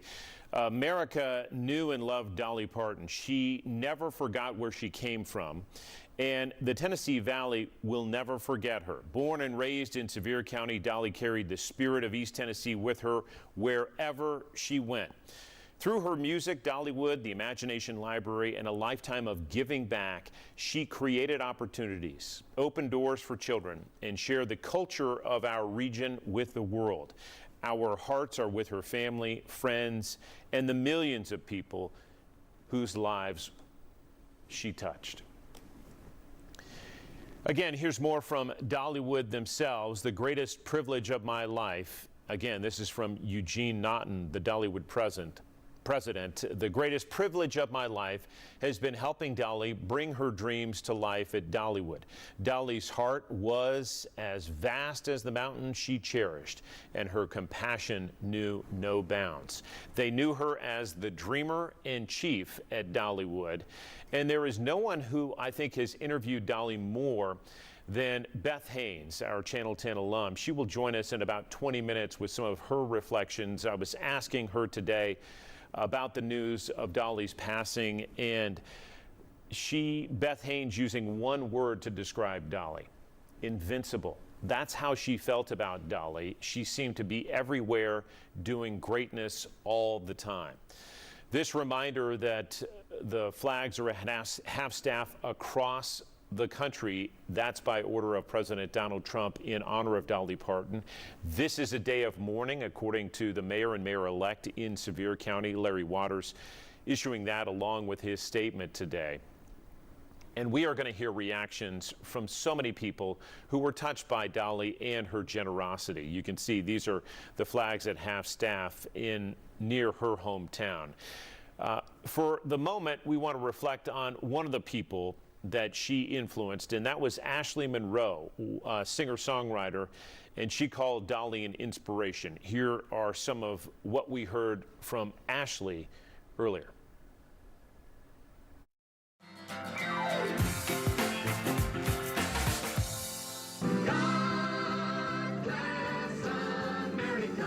With more than 100 million record sales, 7 Grammys, I got something on my dress? Academy Award nods, 2 books, a store on Hollywood Boulevard, and a successful theme park, Dolly Parton's not only a superstar, she's smart, savvy, and selfless. I've often said it was a song that brought me out of the Smoky Mountains and a song that's brought me back, because it's because of my music that all these other things have happened. The fourth of 12 children, music and songwriting consumed Dolly's young dreams. You know, I just wanted to sing and get out, and I dreamed of going all over the world. Back then, Sevier County wasn't bustling with tourists or attractions. It was not anything like it in my childhood. Life in rural Locust Ridge was quiet, simple, isolated. Pigeon Forge was just a long strip of land. However, at the WBIR studios, I think there's something fishy going on. Dolly found an outlet and gave voice to her songs on the Kaz Walker Show. I started singing on his show when I was about 10 years old, and I continued until I left home at 18, and then I would still come back and be a guest on the show. After high school, she moved to Nashville to pursue a music career and caught the eye of Porter Wagner. After a great run, Dolly said a heartfelt goodbye to the duo. He had a harder time with it than I did, actually. And pursued a solo career. They call it the music business. So I learned early on you've got to be smart about those things, or you just go down the tubes with it. In 1980, thanks to this catchy tune, They let you dream just to watch them shatter, just to step on the boss man ladder. and a feisty character, Dolly jumped from vinyl to the big screen. Oh, don't you worry about it, Mr. Hart. I've been chased by swifter men than you, and I ain't been caught yet. With the hit movie 9 to 5. Several acting roles followed, including Truvy and Still Magnolias. With a knack for movies and her chart-topping music career, Dolly decided to diversify her interests yet again. Good morning, everybody, and welcome to Dollywood. With the Hershin family, she opened her very own theme park in 1986. And it was my dream years ago to come back here if I made it and build a park or something that would really help, as you say, to provide jobs for not just my family, but friends and people in this area. And it really has done that. And here it is 30 years, but it has grown. It's been a joy seeing it expand every year. There have been many career highlights for the Sevier native, from her induction into the Country Music Hall of Fame, a soaring songbird from the Smoky Mountains of Tennessee, to presidential honors at the Kennedy Center. Dolly Parton and Smokey Robinson, America thanks you. Perhaps, though, Dolly's greatest accomplishment doesn't come with a medal, rather smiles. Oh, look at there. Hi there. Every month, more than 750,000 children are given the gift of reading through Dolly's Imagination Library. And thousands in Sevier County have access to medical facilities and treatment thanks to Dolly's Robert F. Thomas Foundation. If you get in a position to be able to help, then you should. Any little part that I can play that might help this county makes me feel like I'm doing something for Mom and Daddy and for my family and bringing honor to them. A philanthropist, singer, songwriter, entrepreneur, businesswoman, author, and actress who's come a long way from her days on the farm. The older I get, the more mellow I even become about wanting to come back home. In fact, my husband and I often talk about maybe someday we'll just move back up here. Dolly Parton, born in Sevier County. Someday when it's all said and done, I would like to be buried up here with my people. Homegrown in Tennessee. Y'all come back now, you hear? She was magical and magnetic. Our Beth Haynes will join us at the top of the hour as well for her reflections on this sad day for East Tennessee, Sevier County, certainly in the nation. We want to check in with Katie Inman, who's made her way to Sevier County with more on what she's seeing around one famous statue alongside Chief Meteorologist Todd Howe. Katie, Todd? Hey, yeah, John, we just got out here just a few minutes ago, and at the Dolly Parton statue in downtown Sevierville, Todd, no surprise, there are plenty of flowers and tributes to honor that Smoky Mountain songbird. Katie, absolutely. This is going to be a very tough day for many, not only Sevier County, East Tennessee, the United States, around the world. So dearly loved. I suspect behind us the statue, it's just a guess. I suspect that's going to be nearly full. Right. With the memorial flowers that are being brought by, picking time, 5 or 6 p.m., certainly by this evening. And we are live outside the Sevier County Courthouse. Yep. Many people are gathering here, coming to pay their respects. And it's just a very somber day. The news, I think, hit us all around the same time, and we, shocked to hear that. It did. Around 2 o'clock today. We're going to step out of the frame here so that we can get a better look at those flowers there at the Dolly Parton statue, and the mourners paying their respects now as well. It is no surprise that a lot of these bouquets have butterflies attached to them. There is a picture of Dolly Parton there at the base of her statue, and someone even placed butterfly wings on the backside of that statue as well. You can't see those now, but another thing to note, that as I was driving in here to Sevierville just a little bit ago, I passed by 2 things that said Dolly's name on it. One of them was a billboard, Dollywood, celebrating their fall festival. Another was Dolly Parton Children's Hospital Outpatient Center.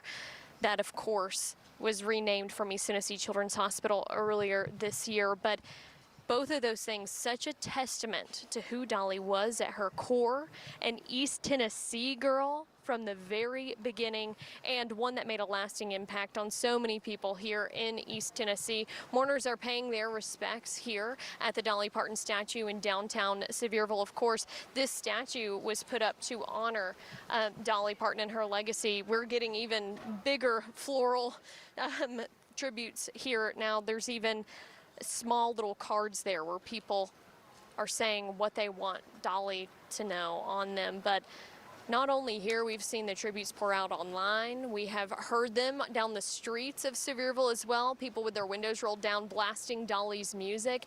This is her home. This is the land that loved her so much, still continues to love her and pour out their respects for her. Now, I mentioned this earlier as I was in the studio, but I had the pleasure of interviewing Dolly twice in the last 3 years.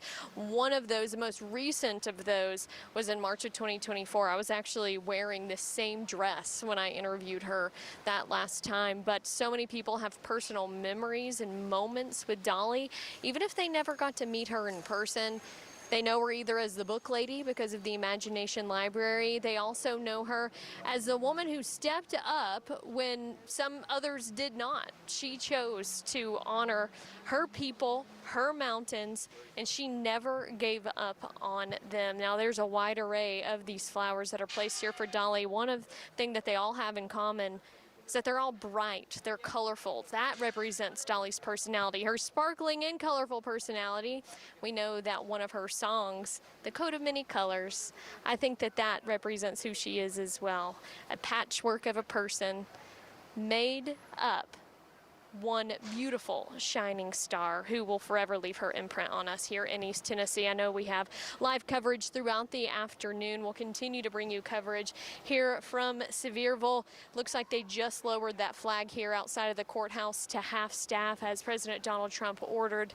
And it looks like that they're also closing parts of the street down here in downtown Sevierville as they anticipate more and more mourners will come to pay their respects this evening as well. Todd, you want to step back up here and frame? I know that everyone found out around the same time. You had just left from doing the noon with me, so I know in the newsroom it was shocking for all of us. I don't think a lot of us believed it at first because we all thought she was immortal. Yeah. I mean, there's so much. We're all still processing. I'm sure you're processing it at home.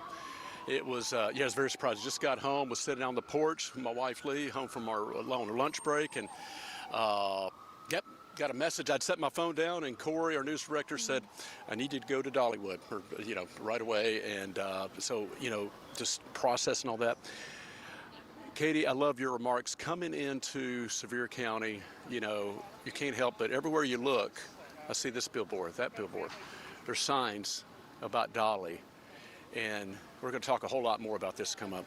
The one word that for me, that I had a moment to reflect about Dolly Parton, the one word is love. I turned on the song, I Will Always Love You. I love that song. And I was listening to the words of it. And throughout the song, she says, don't cry. Please don't cry. And then says, I wish for you, your dream's the very best, and I will always love you. And just the words in that song, perhaps for me, described love. Dolly Parton, she gave. She was full of love. She gave to so many, and now a lot of people are wanting to give back in memory of her. And it is very much a somber day, a day of mourning. I know tomorrow, Sevier County has declared that to be a day of mourning, I think, for Sevierville and Sevier County here. And so we're here just to be with you. To mourn with you, to celebrate the life of Dolly. As Katie said, the flag, half staff, and the statue. People continue to come in, bringing flowers. And again, Katie, I'm sure this memorial statue area is going to be probably full of memorial flowers throughout the day, throughout the evening. Folks coming by to pay their respects. And even my brother called me from Asheville, North Carolina. I mean, I'm sure a lot of people are in the same way. Gosh, did you hear the news? And, so we're all in the same boat of kind of reflecting, and she gave so much. And our thoughts and prayers with her family, our hearts are with her, and in memory of her. And certainly it's a tough time right now for many. It is a tough time. Very well said, Todd. And as we share this growing tribute to Dolly Parton throughout the afternoon and evening, I want to remind you that news of her passing was only made public at 2 o'clock. We are not even 2 hours in to this new reality that we're living in a world without Dolly Parton, but her fingerprints will remain on our world forever. The lasting impact that she made on us will never die. It will never fade away. And as she said best, I will always love you. That extends even beyond her death. She was 80 years old at her time of passing. Dollywood has said that they will remain open tomorrow because that's what she would have wanted. She was their dreamer-in-chief at Dollywood for a reason. She never stopped dreaming. She never stopped dreaming. Yeah. So There's another world, dream. You know, her life was full of dreams. She, and that's where it all started for her, was she dreamed big. She did. She dreamed big.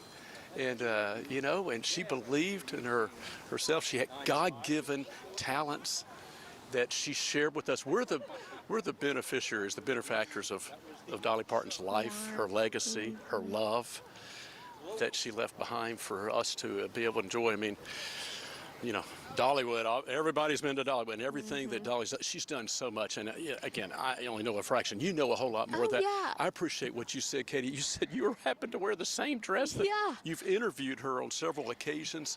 Yes. And you knew her very well, and I'm sure you have a lot of great stories about that. 100%, and I shared some of those earlier, and we'll continue to share those throughout the hour. One that comes to mind as well is the very first time that I got to speak to Dolly directly was actually from the audience at Dollywood. I got to ask a question during the opening day at Dollywood, and this is funny. That's a big deal. We can end on this because I asked her, I said, Dolly, you do so much. You have a rock and roll album coming out. You now have a line of baking mixes and food, and you do music. I didn't know that. You know, all of this stuff. I said, how do you do it all? She answered back quickly, said, I'm on drugs. And then everyone laughed and exploded in laughter. That was Dolly.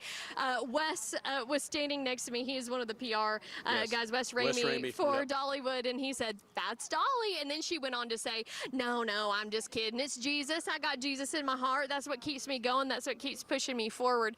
But a moment of levity, she knew how to do that. She knew how to work a room. Dolly could do no wrong. And Todd, it is an honor to get to spotlight her life, her legacy, and the love that she has shared with East Tennessee, and that she continues to leave behind here as she is now reunited with her husband, Carl Dean, her parents, and so many friends who have gone before her. Yeah. What you just shared, she had their sense of humor. But then her heart opened up. Actually, it's Jesus. It drives her. And guess what? That's why she was so successful. That's why we're all blessed by her. And that's why she had such a wonderful heart of love that we were all blessed by. And she shared her faith openly as well. We will continue to check in with you all at this growing tribute to Dolly Parton, East Tennessee's songbird, here in downtown Sevierville at her statue. But we'll go ahead and send things back to you all in the studio. Katie, Todd, thanks so much. Just to build on some of their remarks, no doubt Dolly would tell us to keep dreaming, keep loving, and keep giving. That was her spirit. So we will continue to do just that. And Todd and Katie mentioned some of the highlights in her career as a philanthropist as well as a business leader. We're going to revisit that, but just a note on her talent. She once said that she wrote Jolene and I Will Always Love You in the same day. And if it wasn't the same day, she later clarified it might have been in the same couple of days, but it was certainly a good bit of writing in a short amount of time. That is Dolly's signature. What a talent. Here is Dolly through the years. To mark Dollywood's first anniversary, the heart of downtown Sevierville came alive with the unveiling of its iconic Dolly statue, brought to life by the skilled artistry of Middleton, Tennessee's own Jim Gray. This was a bigger than life Dolly. She's bigger than life anyway. She just loved it. She just loved it. I shall always consider you one of the angels in my life. Love Dolly Parton. And I do love Dolly Parton. She's a great gal. What a tribute. And once the gates opened for Dollywood's second year, guests were welcomed with a slice of birthday cake. So far, everybody complimented it, so I imagine it must be good.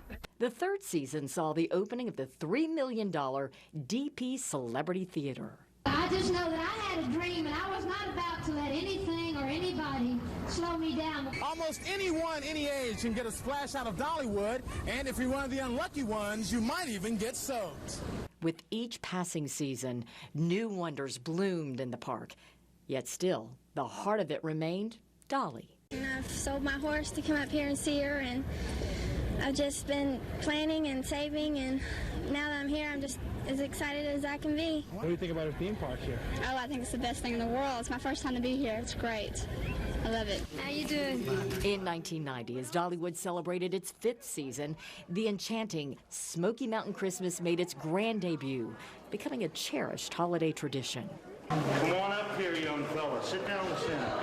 Shopping is just a part of what we have to offer during the Christmas event because it's kind of like a Christmas package with entertainment and the crafts and shopping and rides. A lot of good food to eat.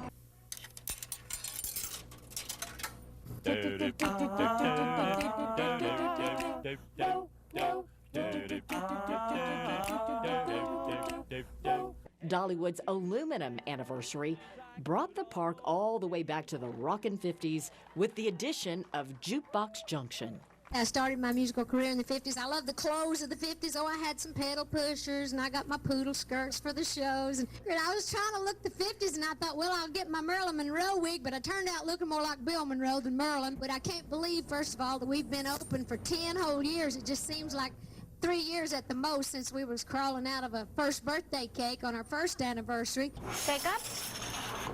The new attraction saw the opening of Red's Diner, Kaz Walker's store, and Watson's Motors.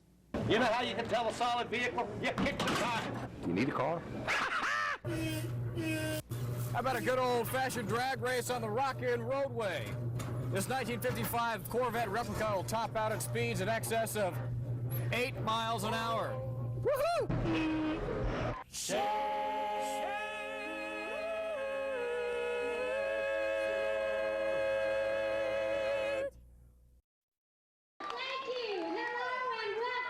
To our 6th annual Smoky Mountain Christmas Fest.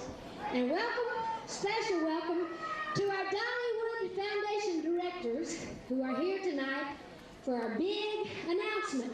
The big announcement would be the start of Dolly's Imagination Library, an effort to educate the children of Sevierville. Those enrolled in the program would receive a book a month until they turned 5 years old. I just took it on as a very personal thing, and it's really, we have a very high dropout rate in Tennessee, as you know, and especially in this part of the country, so it just meant a lot to me to be able to help. When I was a little baby, I didn't know how to share. My favorite word was always mine, mine, mine. Soon, Dolly's quest to educate the kids in her own hometown spread nationwide. They call me the book lady, and I love that. I said, I'd rather be called the book lady than anything. I truly believe that if a child can read, you can find your way through anything. And in 2003, Imagination Library donated its 1 millionth book. You better spell that. How do you spell Cana? C-A-N-A. Well, not only a parent, but also an educator. I'm a 3rd grade teacher back in Alabama, and for her to do something like this for children, it's very good, and like she said, it will give a lot of children an opportunity to really strive and learn how to read and to be successful. By the time she's grown, good Lord, maybe every child in all America, maybe in all the world, will get a book a month. The following year, Imagination Library doubled its overall total of books distributed Over the mountain? as the program expanded. Imagination Library began with this book, Dolly's favorite, The Little Engine That Could. About 29,000 books were given out that first year. This year, Dolly is planning to mail out 1.2 million books to these flagged areas across the country. Dolly was certainly earning her new nickname, the Book Lady. I used to think that she actually went to my house, opened the mailbox, and put the book in. I don't think they knew until just recently that she was famous for a few other things than giving them books. The 25th year of Dollywood marked the 25 millionth book distributed by Imagination Library. The 100 millionth was donated to the Library of Congress in 2018. And to date, Dolly's Imagination Library, it's donated 200 million books plus worldwide. And it all started with a little idea back in 1995. In my heart, the reason I started was just for the folks here in my home county, because I wanted to pay honor to my dad, who, and many of my people and relatives here that couldn't read and write, didn't get a chance to go to school because they were brought up poor, big families, had to go to the fields and work rather than school. So my dad was so smart, and he was always, sorry that he didn't get the education that he wished he had. So when I started this, my dad was so proud, and it just took off, and people got to saying, wow, this is a wonderful little program. In 1998, the old flooded mine was replaced by the new Daredevil Falls. What can people expect? Is this ride going to last a while? It lasts about 4 minutes and 15 seconds for the entire circuit. That's long for a ride, isn't it? That's quite a while for a ride. We have a capacity, design capacity of 1,200 an hour. We expect about 1,000 of that, which is typical on the ride. The number of special effects, pretty heavily themed. We're really proud of all the theming. With the announcement of the Tennessee Tornado roller coaster in 1998, the Smokies beckoned those in search of exhilaration as the Thunder Express made way for a new thrill ride. They have custom designed a coaster for us that will fit in the Smoky Mountains so that it'll be unlike any other one anywhere in the world. I think anytime that we can do something that will increase crowds to the market, then it benefits everybody. Right now there are about 16 rides here at Dollywood. The $8 million Tennessee Tornado will replace the rides you see here. And for the millions of people that visit this park every year, a major roller coaster is something they've been waiting for. Well, this roller coaster's been here for a long time, and we've ridden it a lot. And the thrill is not as much as it used to be. So I think that's neat, especially since they've closed down Opryland. I think that's excellent. Why so? Because it'll be scary and fun. With $8 million, you know, it'll be good. Dolly arrived for the opening of the 1999 season and ushered in the park's new staple. Although the ride time was less than 2 minutes, the half-mile Tennessee Tornado topped out at nearly 70 miles an hour.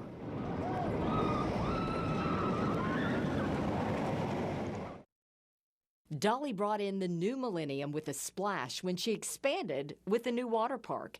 There was a contest to pick the perfect name for that $20 million attraction, with the winner receiving a private party at the park and a canoe signed by Dolly. The winning name? Dolly's Splash Country. 3, 2, 1.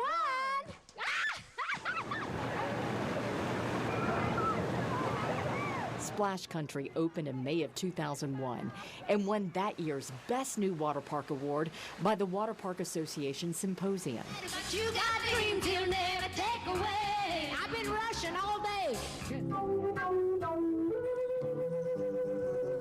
2001 also brought another staple to the park, the Festival of Nations. We hope it will be a fun time, not only for us, for the band, but especially for our listeners and for everybody in Dollywood. The festival featured representatives from countries including Kenya, Ecuador, the Czech Republic, and Russia. Wouldn't it be great if we could all just live like this all over the whole world, all time, and if that's all there was to it?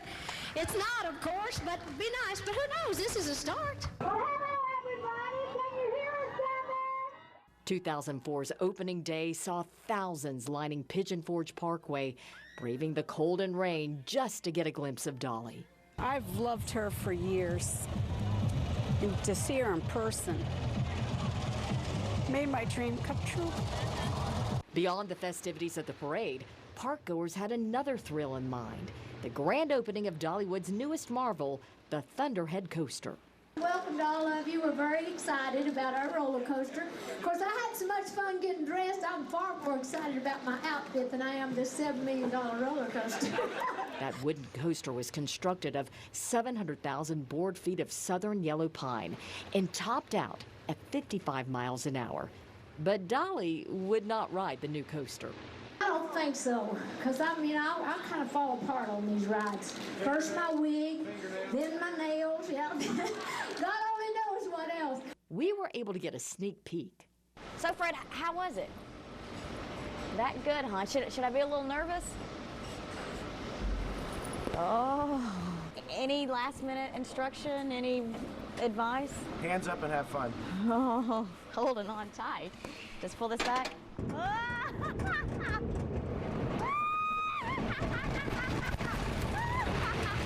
Oh my gosh, that was so much fun. What are you people doing here? They're fixing to start blasting. Y'all better die. 2006 brought about the unveiling of another new coaster to the park, Mystery Mine. Do you know that place that your mother always said don't go in? It's been abandoned and closed. It's collapsing. Well, we're going to go in there, and we're going to maneuver through the timbers. Things are going to feel like they're falling down on you. We're going to encounter some mysterious characters and special effects. The new roller coaster was up and ready for the 2007 season. I'm on my way. Get me out of this dungeon. Can you see my light? Is it on or off? It's off now? Is it on now? Well, anyway, I've been working in the dark. How you folks doing there? Is this going to mess up your camera? Almost there, almost there. With such a spooky new ride, it had to open on an even spookier date. Well, Friday the 13th. You picked a great day to open this big ride behind you. You know what? It's so spooky looking, and it's just like one of those perfect, days to open a ride like this. Now, it's mysterious. It's the Mystery Mine. Are you going to ride it? No. No. At the time of its opening, Mystery Mine was Dollywood's single largest investment, coming in at $17.5 million. It had the steepest drop of any coaster in the country. Fans came from all over the world to be among the first to give it a spin, literally. I've come over from London, England. I wanted to go on the ride, and I wanted to meet Dolly. All the way from Glasgow, Scotland, but that's nothing from what that experience just was there. I'd do it all over again, 10 times over. Fantastic. She said, "Hello there, Spike." I said, "Hi, you're my hero." She was amazed that I came so far from Glasgow and Scotland, and she was like, "We've just been there." And I said, "I've been to all your shows," and she's like, "Yeah, I remember your face in the poster you gave." And I thought, she remembers me. Dolly Parton knows Kelly. Having just returned from an overseas tour, Dolly brought back a little Irish flair to the park that year. We Irish love to dance. We Irish love to party whenever we get the chance. She even surprised the Rhythm of the Dance Irish dance troupe by performing with them at the opening of that year's Festival of Nations. We thought that we might get a glimpse of her if we were lucky when we got here, and then we were told that we'd be dancing with her to an Irish song that she wrote, so it was absolutely excellent. It was just great. Excellent. We are remembering the life of Dolly Parton. We lost her at age 80, and we continue our special coverage right now on WBIR.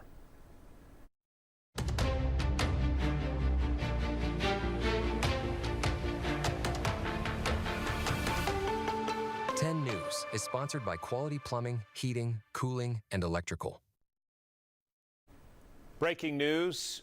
We are glad you're with us for this sad reflection on Dolly Parton. We lost her at the age of 80. The announcement coming just a couple of hours ago on social media. An extraordinary person, humanitarian, business person, talented singer, songwriter, gone at the age of 80. And we'll hear from people who know her and love her throughout our coverage. We'll be with you throughout the evening, and we want to check in with someone right now who knew Dolly perhaps better than many people, and that is Mayor of Sevier County, Larry Waters. Mayor Waters, thank you for making time for us today. Just give us your initial thoughts when you learned the news. It's certainly a shock and reflection on what Dolly meant to not just people in Sevier County, which she loved Sevier County and its people, and she showed it time and time again, but she loved people all across Tennessee, the United States, and the world, and she had such an impact on people everywhere. Imagination Library, and she started a buddy program in Sevier County where she gave kids money if they graduated from high school in Sevier County, and expanded that program. And just recently the Dolly Parton Children's Hospital, and she helped us, gave us money for the senior center, and she did this all over the world. And she's just was such a special person, and reflected her love for people everywhere she went. We are seeing right now, Mayor, some video of the Sevier County and Gatlinburg Memorial to the wildfires there. Explain what she did for people in that community with her My People Fund. Well, and because she wanted to call it My People Fund, that says a lot about her, because the people in the mountains of Sevier County were her people, and she was proud of them, and she loved them, and as soon as the fires happened, I mean, it wasn't a week or a month, it was a day that she said, I'm going to do something to help the people that lost everything in my home area. And so she set up to give $10,000 to every person that lost everything in the devastating fire. And that meant so much. I mean, that helped people recover. It helped people get back on their feet. And you can look in Sevier County today and see what an impact that had, because we recovered quicker than I think any community anywhere has recovered from such devastation, and a big part of that recovery was what Dolly Parton did. Mayor, my last question to you. When you hear her name, what feeling comes to you? I knew her even in grade school. She'd ride the school bus, and my grandfather would drive it, and he was a Baptist preacher, and her grandfather was a Baptist preacher, and she had a deep and abiding faith. What comes to my mind is the impact that she's had on people in her life, and that she gave back so much. And she didn't just want to accumulate wealth. She wanted to take that wealth and help people with it. And that stands out in my mind, and that vivacious personality that you love to be around, that laughter, and she was that way growing up. I mean, she didn't change at all, and people that get her fame, a lot of them changed. Dolly Parton never did, and that says a lot about her character. Mayor Larry Waters on this day, and we appreciate your memories of your friend and old classmate, Dolly Parton. Mayor, thank you for being with us. We appreciate it, and letting us know just all she did for Sevier County. We did hear this news from Dolly's family just a little earlier this afternoon. We've been on the air with our special coverage since about 2 today. Here is how we learned that news from Dolly's nephew. Hey everyone, my name is Brian Seaver, son of Cassie Parton, and I'm representing the Parton and Owens family today, announcing the passing of my Aunt Dolly Rebecca Parton Dean, sister, sis, Aunt Granny to one generation and Gigi to the next. This video announcement is something Dolly asked of me years ago, before I fully absorbed it as a future reality. As her head of security for more than 2 decades, a role my father Larry held before me, I have imagined the heaviness of this moment, but haven't truly felt it until now. It is an honor that is mixed with absolute pride and great sadness. But sadness lies with us, not with Dolly. Dolly has lived in the light and is in the arms of Jesus, surely met by Carl, her parents, and countless others who have watched her and longed for her to meet them in the heavens. I first went on the road with Dolly as a kid, getting a taste of the road life in the early 1980s. Dolly opened doors not just for me, but for her entire family to reach the potential we didn't even know was possible. Dolly also opened doors for generations of singers, songwriters, musicians, and dreamers from every walk of life and across every continent. By her example, we believed that anything was possible. She never saw a door she couldn't open, and the doors she opened made and changed history. My family and I have shared a lifetime of beautiful memories with Dolly, but so have you. She has always been on your television, your record player, your CD, and on your phone playlist, becoming an extended part of your family whether you liked it or not. Our family and the team she has entrusted with her legacy will work diligently to ensure her spirit will live with us forever. Dolly was a farmer, just like her daddy.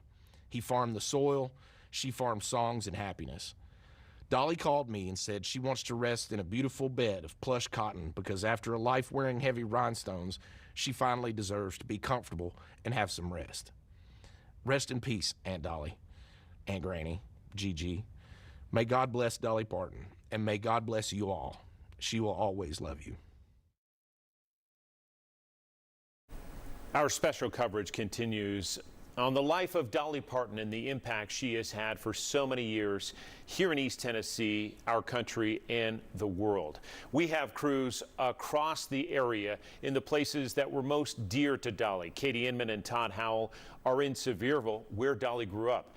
Libby Cunningham joins us live in Dollywood in moments, and Nicole Borman is on the UT campus as well.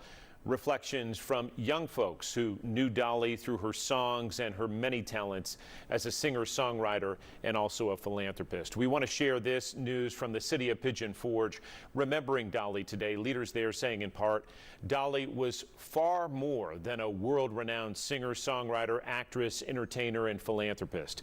To the people of Pigeon Forge, she was one of our own. For decades, Dolly's name and heart have been woven into the story of Pigeon Forge. Through Dollywood, the many businesses and attractions she helped bring to the community, and the countless ways she invested in the people of East Tennessee. But perhaps her greatest legacy is not measured in the success she achieved. It is measured in the lives she touched. Well said from the leaders in Pigeon Forge today, and we will have more remembrances from people across our state. For now, we send it live to Katie Inman and Todd Howell in Sevierville, and that iconic statue that stands just behind you filling up with tributes.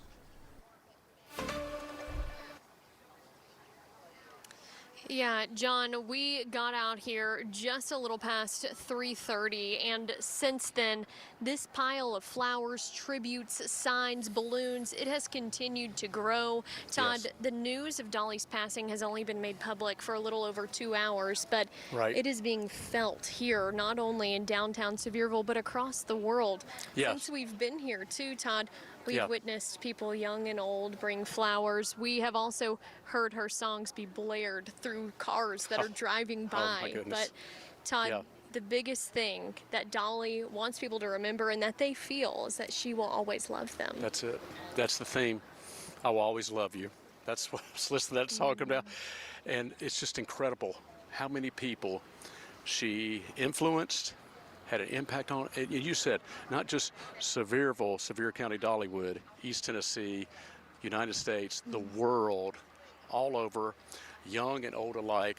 Folks are bringing up. You can see the folks gathered here. You're seeing over here to the side. So Look at all the folks gathered, and I'm sure this will continue to grow. We're just a little bit past 4 o'clock, just past 4:15.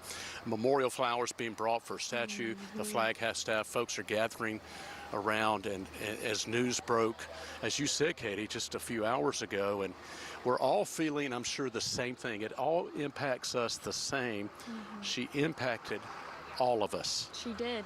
In so many ways. In one way or the other, whether she is known as the book lady in your house because of the Imagination Library books that are delivered to your child every month, or she's the dreamer in chief to you as she was known at Dollywood, or simply East Tennessee songbird, or even just Dolly.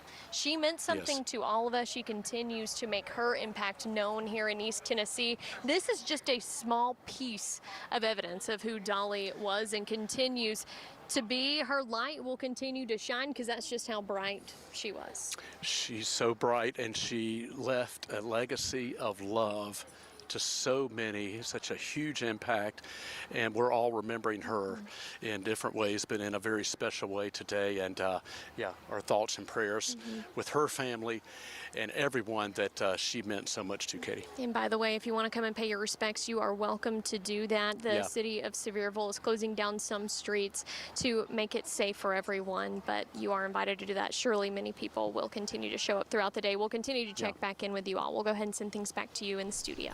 Katie and Todd live in Sevierville for us. Let's take you now to St. Augustine, Florida, where there is another tribute going up right now to Dolly and her legacy. Again, just to our south. Here it is, and this is going to be one of many we see pop up across the country. Let's take you to the West Coast and go live to Los Angeles, where Dolly's star on the Hollywood Walk of Fame is covered in flowers and memories from fans there in California. Again, that's a live look at Los Angeles. We are joined right now live with an interview from Sevier County historian Carol McMahon. And Carol, you went to high school with Dolly. I'm very sorry that you lost your friend, and just tell us how you learned this news and what you're feeling right now. Thank you. It is a sad day for me and for everyone in Sevier County. You know, I turned the TV on just as they announced it this afternoon, and although it was a little bit expected, maybe down the road, it was certainly a shock when it happened. I don't think you can prepare yourself for news such as this. You know, it's always been a little hard to grasp that an international icon grew up in our midst. She was always kind and always generous all of her life. And there's been so many times over the past few years that I've just almost had to pinch myself when I worked for the Chamber of Commerce before my retirement. I often would take media personnel from all over the world on tours, and invariably the first and foremost thing they wanted to see and talk about was anything to do with Dolly. She was loved everywhere, and not once in all those years have I ever heard anyone that had any kind of negative response to Dolly, and that's because she's always been kind and generous all of her life. What do you think what do you, I'm sorry to interrupt you, but I just want to know from you, someone who knew her personally, what do you think Dolly would want us to do in her honor, in tribute to her life? Oh, I think the very words I just said, she would want everyone to be kind and generous to everyone. Dolly always stayed above politics. She stayed above getting involved in any person's religious faith. It didn't matter to her who they was, where they came from, or where they were going. And I think that she would like for the world to be like her example. Carol, we appreciate your time. She certainly walked the talk, and it's very good to hear from a classmate of hers on this sad day. But certainly your memories help us process what is a loss for, as you said, the world. And if I may, just on a personal note, a few years back I wrote an article for Smoky Mountain Living magazine about Sevierville. And much to my surprise, a few weeks later, I receive a package in the mail, and I open it up, and it's a copy of that magazine signed by Dolly Parton with an inscription across that says, "Thank you for loving our hometown." She never forgot where she came from or who her friends were. Carol, thank you so much, and our hearts go out to you and the people who knew her best. Thank you for sharing that memory with us today. Thank you. We're going to move to Dollywood, and Libby Cunningham and Taylor Pennington standing by, and this was one of her signatures. And Libby, this is a place where some people really grew to know Dolly even better than they knew her through her songs. That's right, John. So we are here at Dollywood, and people love Dolly Parton, as we know. People have been driving past Dollywood. It's closed today. Right before we went live, someone drove past and said, "I love Dolly, God bless her." And we have also run into some fans who are here making sure that they are paying their tributes to her. I am here with Sophia and Isabella. You two are college students. What made you want to come to Dollywood today? Sophia, I'll go with you first. Well, whenever I heard the news that she had passed, I was so sad, and I immediately screamed and ran into her room and was like, "We have to go now. We have to go down to Sevierville now." Yes, I think Dolly is just such a light to our community, and I think she just represents such unity for everybody in Tennessee and honestly in America as a whole. And we just wanted to come down and be able to like see what we could do, or even just honestly just visit, because it's such an important day in history, I think. We talked about this a little bit. What are your favorite songs from her? My Tennessee Mountain Home or He's Alive.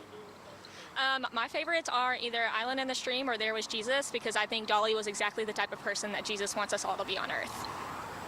Absolutely. What does Dolly Parton mean to you?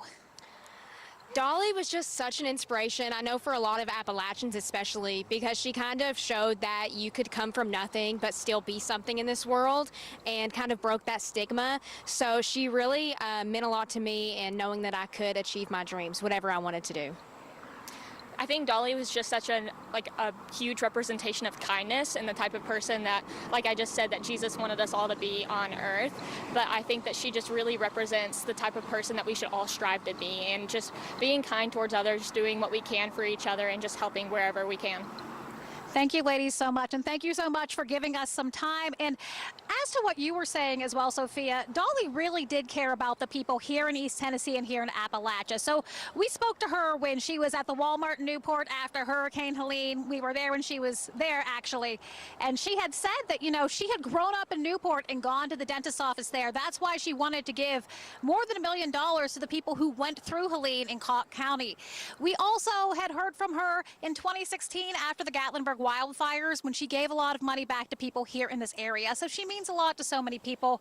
Her music means so much to so many people, and Dollywood, like you said earlier, John, means a lot to people. It is a destination, and it's a really good, nice, clean theme park, and of course, even with the day being today, they are really taking care of us here. John?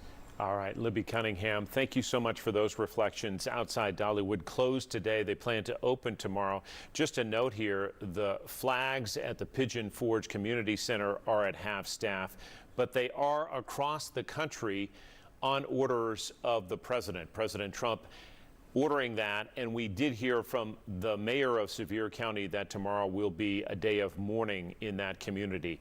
Dollywood is remembering its dreamer-in-chief, and here is a message from Dollywood President Eugene Naughton saying, "The greatest privilege of my life has been helping Dolly bring her dreams to life at Dollywood.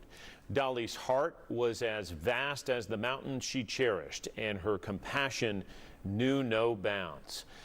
We have seen Dolly really grow up through the years. She got her start in television right here in our studio at WBIR. Here is a look back at her life with our friend Beth Haynes.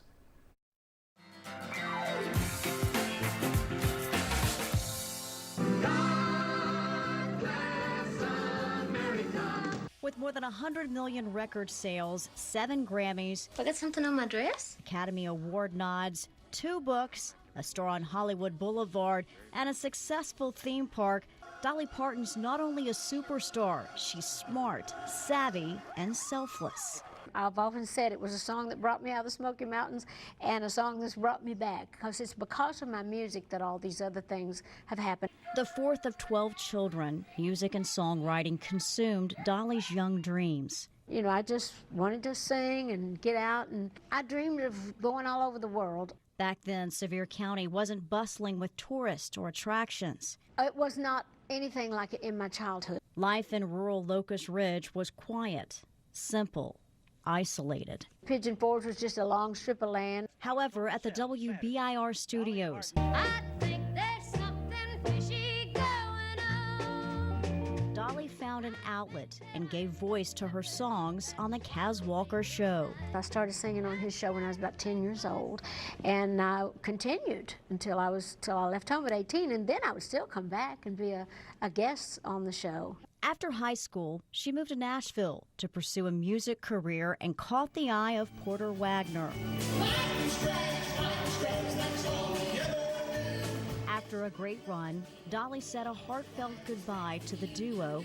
He had a harder time with it than I did, actually. And pursued a solo career. They call it the music business. So I learned early on you got to be smart about those things, or you just go down the tubes with it. In 1980, thanks to this catchy tune. They let you dream just to watch them shatter, just to step on the boss man's ladder. And a feisty character, Dolly jumped from vinyl to the big screen. Oh, don't you worry about it, Mr. Hart. I've been chased by swifter men than you, and I ain't been caught yet. With the hit movie 9 to 5, several acting roles followed, including Truvy and Still Magnolias. With a knack for movies and her chart-topping music career, Dolly decided to diversify her interests yet again. Good morning, everybody, and welcome to Dollywood. With the Hershin family, she opened her very own theme park in 1986. And it was my dream years ago to come back here if I made it and build a park or something that would really help, as you say, to provide jobs for not just my family, but friends and people in this area. And it really has done that. And here it is 30 years, but it has grown. It's been a joy seeing it expand every year. There have been many career highlights for the Sevier native, from her induction into the Country Music Hall of Fame, a soaring songbird from the Smoky Mountains of Tennessee, to presidential honors at the Kennedy Center. Dolly Parton and Smokey Robinson, America thanks you. Perhaps, though, Dolly's greatest accomplishment doesn't come with a medal, rather smiles. Oh, look at there. Hi there. Every month, more than 750,000 children are given the gift of reading through Dolly's Imagination Library. And thousands in Sevier County have access to medical facilities and treatment thanks to Dolly's Robert F. Thomas Foundation. If you get in a position to be able to help, then you should. Any little part that I can play that might help this county makes me feel like I'm doing something for Mom and Daddy and for my family and bringing honor to them. A philanthropist, singer, songwriter, entrepreneur, businesswoman, author, and actress who's come a long way from her days on the farm. The older I get, the more mellow I even become about wanting to come back home. In fact, my husband and I often talk about maybe someday we'll just move back up here. Dolly Parton, born in Sevier County. Someday when it's all said and done, I would like to be buried up here with my people. Homegrown in Tennessee. Y'all come back now. You hear? And in moments, we will hear from Beth Haynes, who has interviewed Dolly more than anyone here at WBIR. We'll get her reflections on this day. We do know that Dolly's appeal crossed generations, and on the UT campus right now, we want to check in with Nicole Borman, who joins us live with what students are saying about the passing of Dolly Parton. Nicole? John, shocked is the ultimate reaction that I've been hearing from students today. And as you walk around campus, you can hear the whispers of everybody talking about her passing. It has truly been breaking news, especially right here. And many told me that it's also just a beautiful thing to remember the legacy that she left behind for everybody that loves her and knew about all the amazing thing that she did when she was on this earth. I stopped to speak with some of those students. We can take a listen to that now. We were in class, someone yelled out Dolly Parton died, and everyone started screaming. Well, we just saw it in the cafeteria. We're up here in the student center, and we heard a couple of people talking about it and looked it up and saw that she just passed away. And I was mentioning to Debbie that we just saw her on the news saying that she's having a health issue and she's going to do fine. So we were really surprised. And very sad. And very sad. You know, I think it's going to be really hard.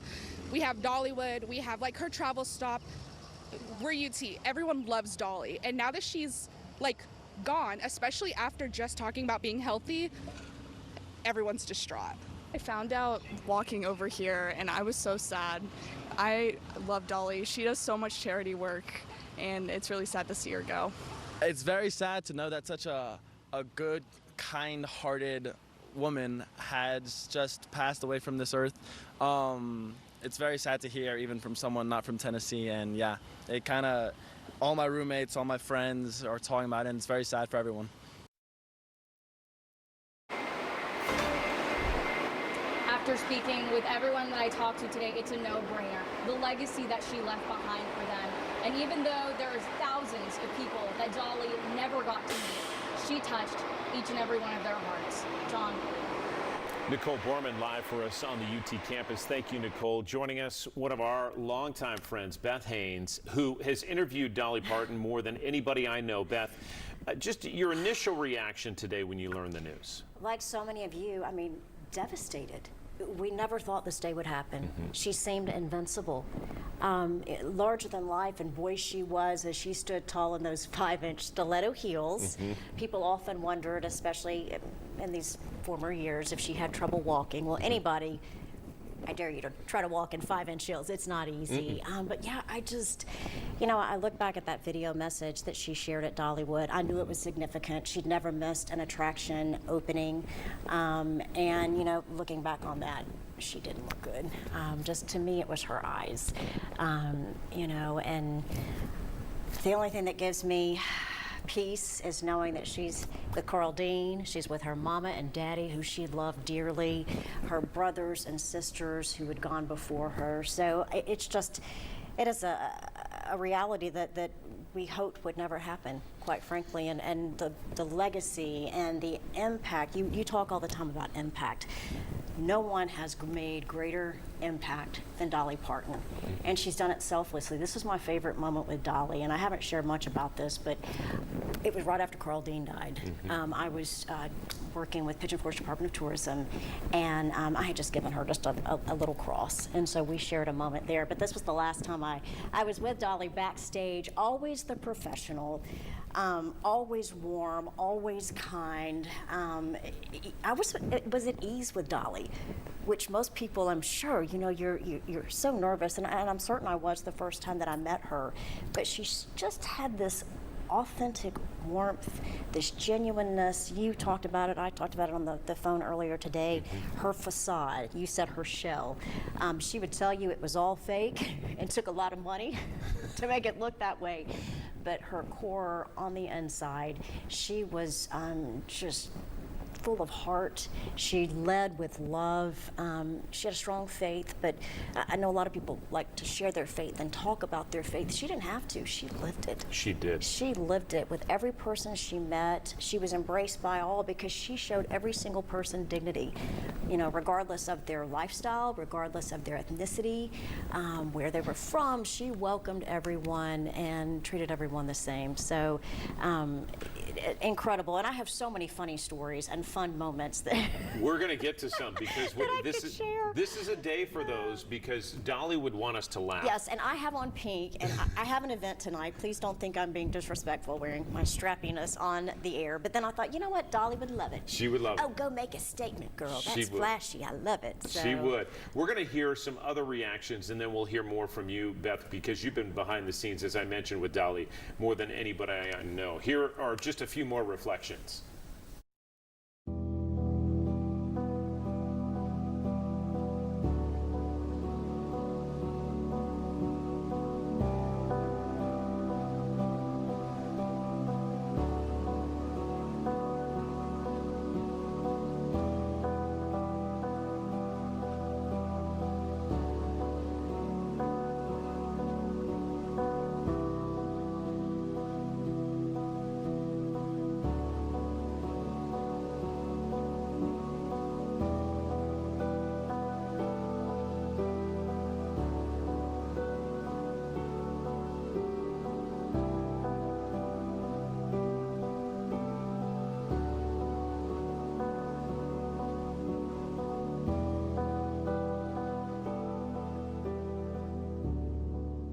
Those are some celebrity reactions to Dolly's passing. Beth Haynes with us. And again, Beth, for people just joining us, you interviewed her more than a dozen times. But she would always give you as much time, really, as you wanted. I'm sure the handlers were in the back saying, it's time. But she was never shy about answering any question. No, she was not. And how lucky was I to have had those moments with her and to sit across from her. And she had a way of spinning questions. I'll never forget the Barbara Walters interview. Go watch it if you haven't had a chance. Just her responses to her, always a unique spin, humor, funny whips or quips back. But we had so many moments. She was a perfectionist, and she liked things to be prompt and on time. I remember we were doing the coverage with the Wildfire Telethon in Nashville, and we did a run through, and the prompter wasn't where it was supposed to be on my portion, so I ad-libbed, and came back and she goes, well, that was great, but Beth, next time you need to read the prompter. I thought I'd done a great job, but anywho, she was so funny, and one of my favorite moments, I watched her, one of the last times I saw her at Heart Song Lodge, original music, handwritten with notes in the margin of hers on the wall. She didn't know it was there. Really? And she spent 15, 20 minutes reading each sheet of music. So, I mean, just so many fun moments. She was just quick-witted. You never knew what she was going to say or do, which made things interesting. They definitely did. We have more stories to share. We're going to check in with Shay Smith, who is live at Dolly Parton's Children's Hospital. And Shay, this was an honor that Dolly embraced. She wanted to care for children.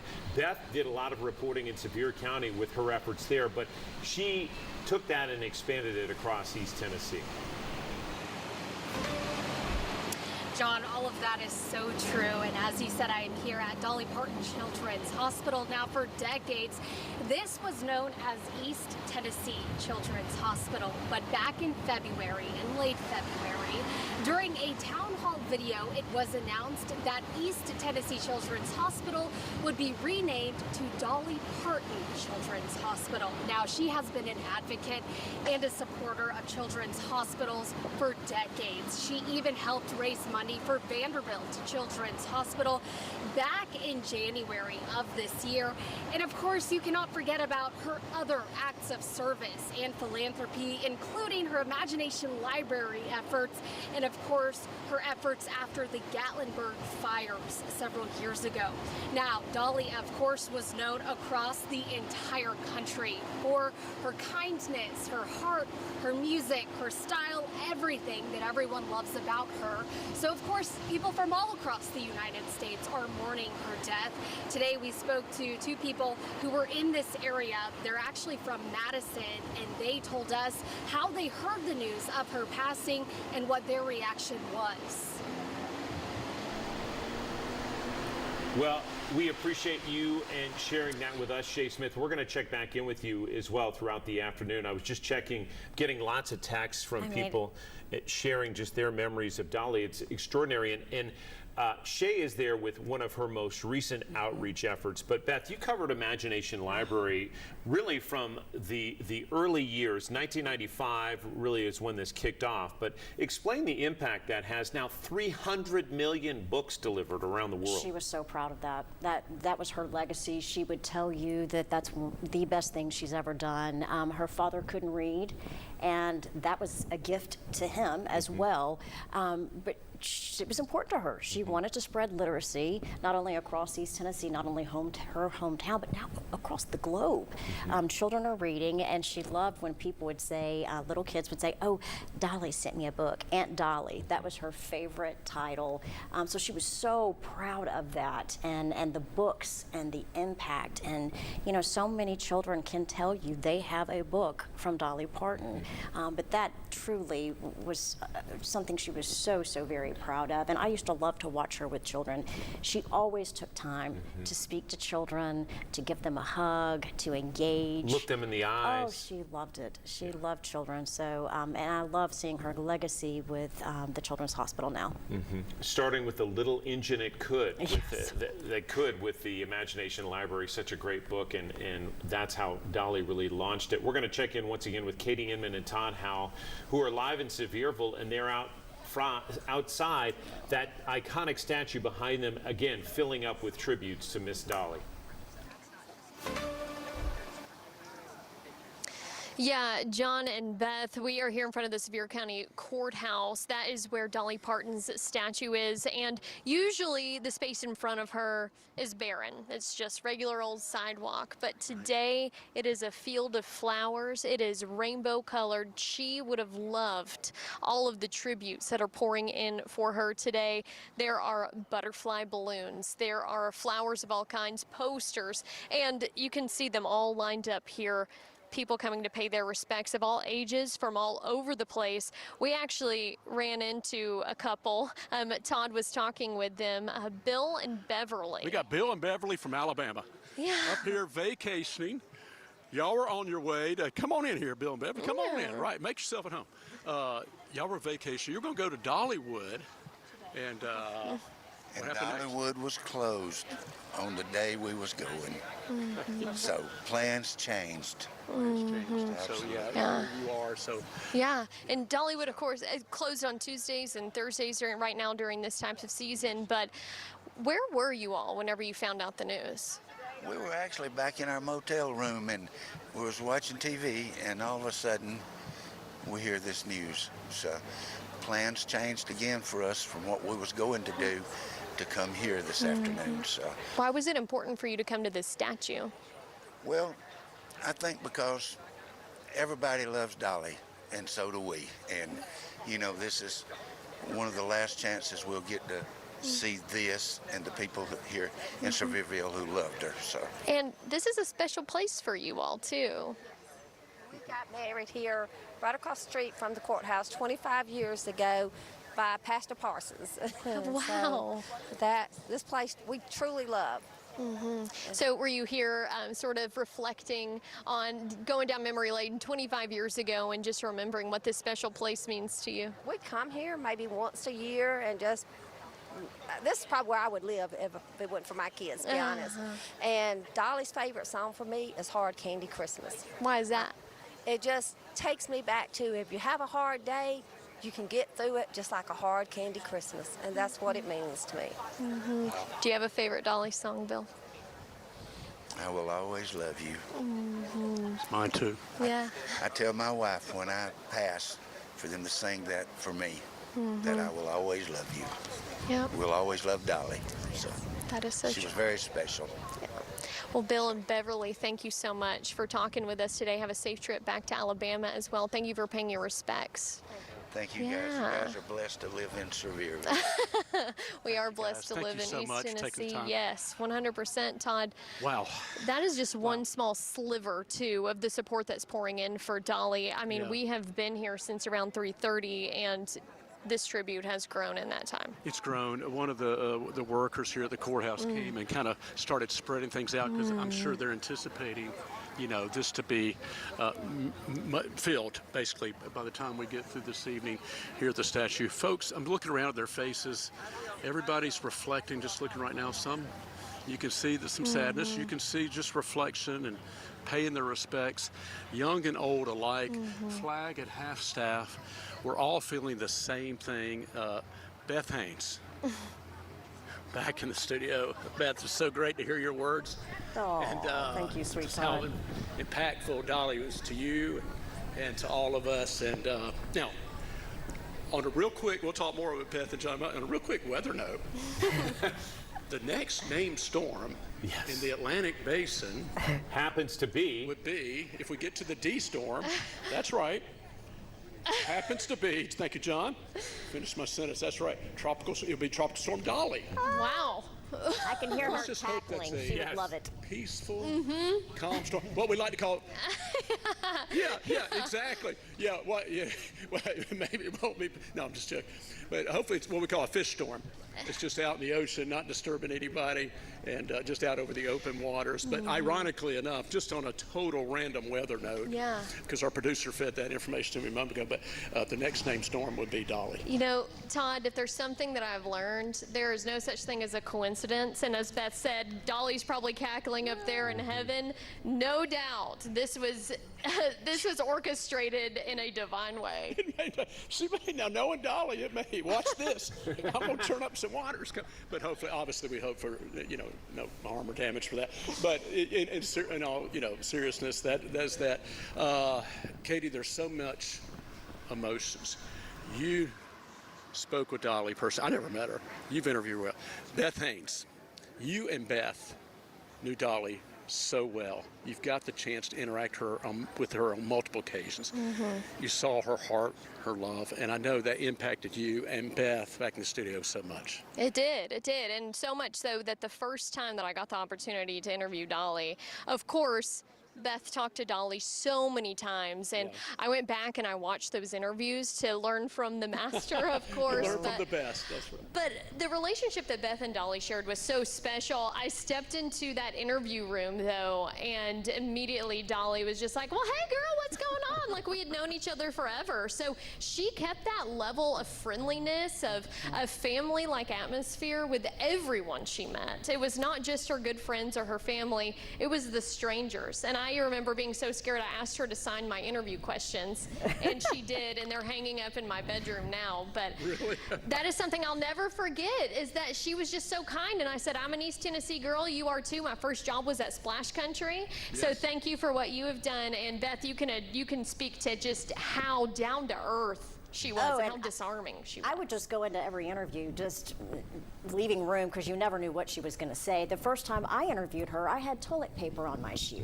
So you can imagine how much fun she had with that. I also had on low-rise jeans, and she had a funny name for me, and I won't share that. Okay. But so many great moments. But her warmth, she would treat you as if you knew you for years. And I'm nothing special. Dolly and I were not best of friends. You know, I was just fortunate to have covered her many years, and she always embraced us and was always so gracious to talk to us.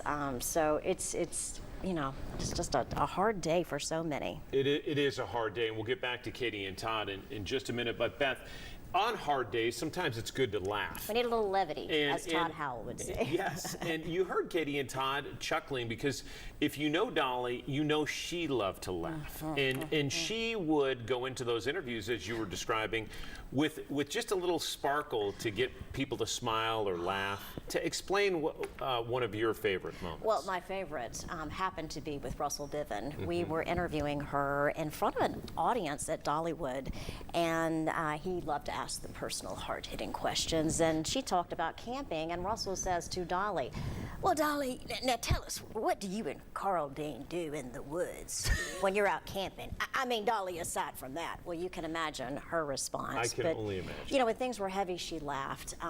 She's had a horrible final 2 years with the loss of her husband, Carl, and so many family members that have gone before her, but she would find moments and take the moments to laugh. She knew that was important to life. I remember her after Helene going out to Newport, and she actually turned Jolene into Helene and saying that. I'm sure a lot of our viewers will remember that as well. Just a way to turn it and give some life and a little bit of levity to a really sad situation. She was the queen of all things, but certainly the queen of that. She knew exactly what to say and when to say it, when to laugh, when to cry, and when not to say a word. She was gifted. We're going to check in right now with Lauren Lovett. She is live at the East Tennessee History Center and downtown Knoxville as well. This is one of the many tributes to Dolly across East Tennessee. Lauren, describe what's behind you.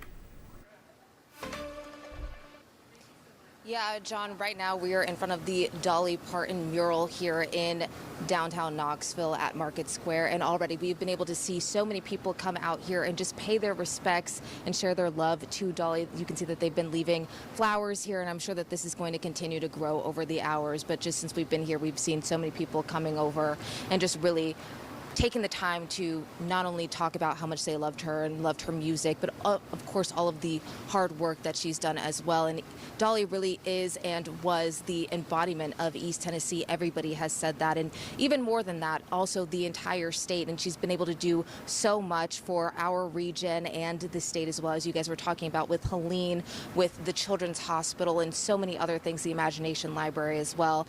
And though she is gone, her legacy will continue to live on. And I was over at the East Tennessee Historical Society. I talked with their CEO, Dr. Warren Doctor, and he was just talking about how her legacy will live on, and he thinks that people will talk about her forever into the future. People who will be introduced to her by her music and then will take the time to learn more about her and all of the good work that she's been able to do.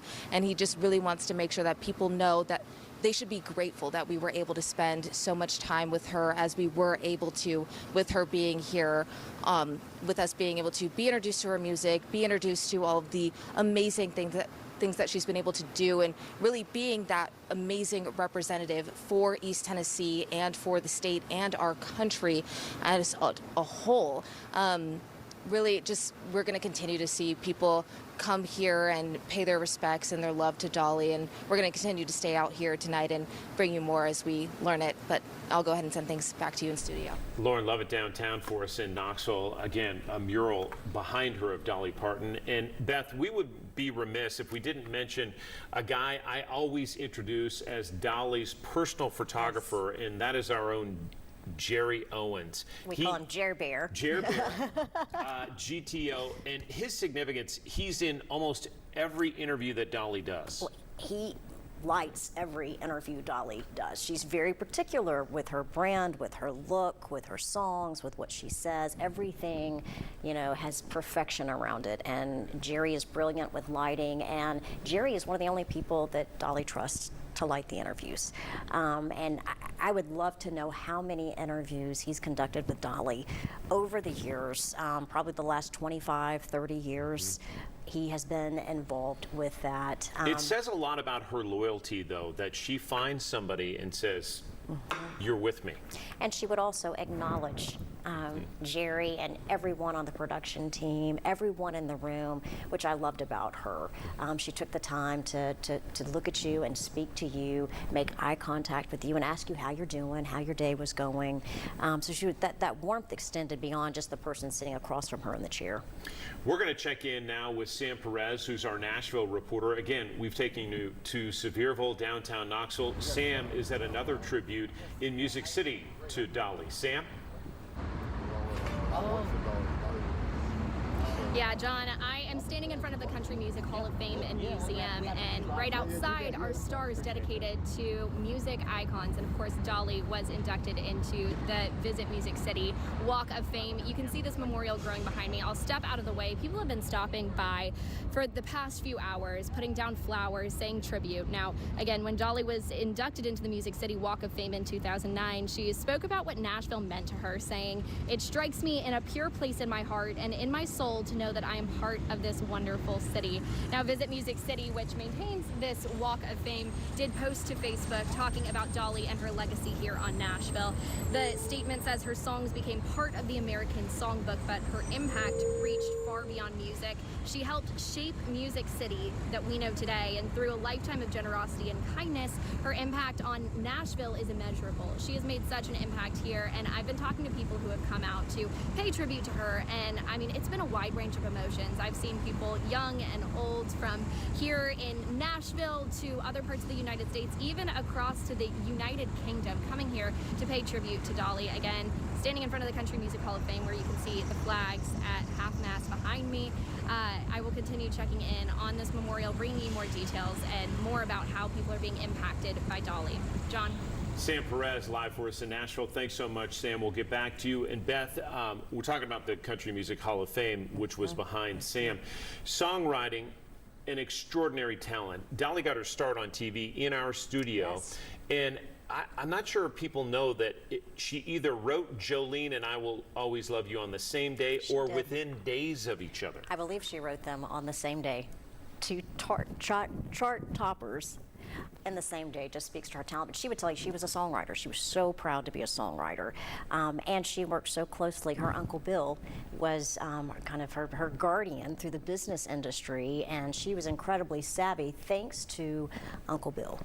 He helped her make decisions. But I remember talking to her about that at one point. She's approached by so many people, and everybody wants to partner with Dolly, especially early on, being young, talented. And she said she always has said the prayer, God, put good people in my life and take the bad people out of my life. And she's always just trusted him to guide her as she's deciding projects. But of course, the fun story she loved to tell, when Elvis Presley called and asked if he could record I Will Always Love You, there was one catch. He wanted to buy the rights to her song. And she said, "Well, I'm sorry, Mr. Elvis, I would love for you to sing it, but you can't buy my song. It's my song." And then she would laugh and say, all these years later, I had enough money to buy 5 or 6 Gracelands. So it all worked out. But she just was so wise, and she guarded her song music, her songs, all of that. That was her work, her life's work, and that just speaks to it. Coming back to recent years, Heart Song, seeing that original manuscript on the walls, she wanted that. You know, she was very protective. And that's what allowed her to do so much of the generous work that she has done, and we're going to explore that again in our special coverage of Dolly Parton's passing. One of the things that was near and dear to her heart was the title Book Lady and her starting Imagination Library. Let's listen to a story Robin did with her most recently about the impact of that effort. So I've got the original Little Engine That Could. It was the first one that they put out in 1995. Memories in book form hold a special place in Jen Webb's heart and top shelf in her office. And then I've got all kinds of other books. Grover's book of cute things to touch. The collection of titles has a backstory. As a little girl, Jen could always count on a book from her hometown's most famous resident showing up in her mailbox every month. When you're growing up and you're little, you don't really understand fame and you don't understand those things, but I knew who was sending me books every month, and so she was the book lady. The book lady, better known to the world as Dolly Parton. In 1995, the country music legend launched a program in her native Sevier County, gifting books to Jen and nearly 2,000 other enrolled children from birth to age 5. Dolly brought Imagination Library to life, inspired by her father, who never learned to read or write. You know, even though she always describes him as one of the wisest men that she's ever known, that it held him back probably from achieving all that he wanted to. And he had aspirations. He wanted to take care of his family, which he did as best as he could. But it is my belief that if you can read, that you can self-educate yourself. Once Dolly's Imagination Library took root, interest quickly spread. In 2004, then-Governor Phil Bredesen partnered with Imagination Library, taking the program statewide. 3 decades later, Imagination Library ships books to children in all 50 states, Canada, the United Kingdom, Ireland, and Australia. Well, as we sit here today, it's over 260 million Imagination Library books have been gifted since our inception in 1995, and it's just growing like crazy. Jeff Conyers, president of the Dollywood Foundation, says each book is carefully picked for children, available in Braille for the visually impaired and in Spanish. As we know, demographics across the U.S. are changing rapidly.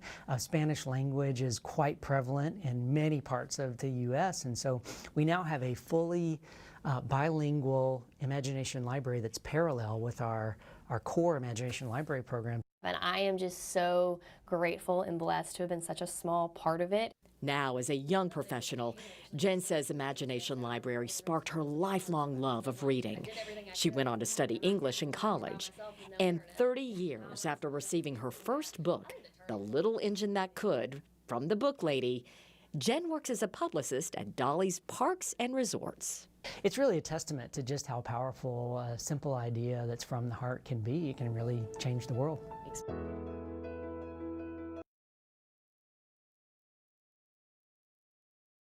We continue our special coverage of the passing of Dolly Parton. Beth Haynes and I will join you right after this short open.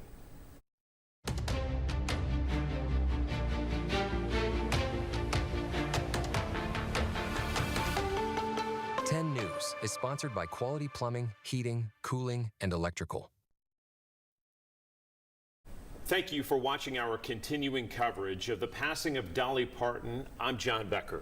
And I'm Beth Haynes, back in studio, feeling just devastated like so many of you. It's the news that we never wanted to hear, news we didn't think would ever happen, as we cover the death of Dolly Parton at 80 years old. We talked on the phone earlier today, Beth, and you used one word, invincible. That's the way we felt about Dolly. That's how she seemed. I mean, to be 80 and she looked like she was 50. She was spry, she was witty.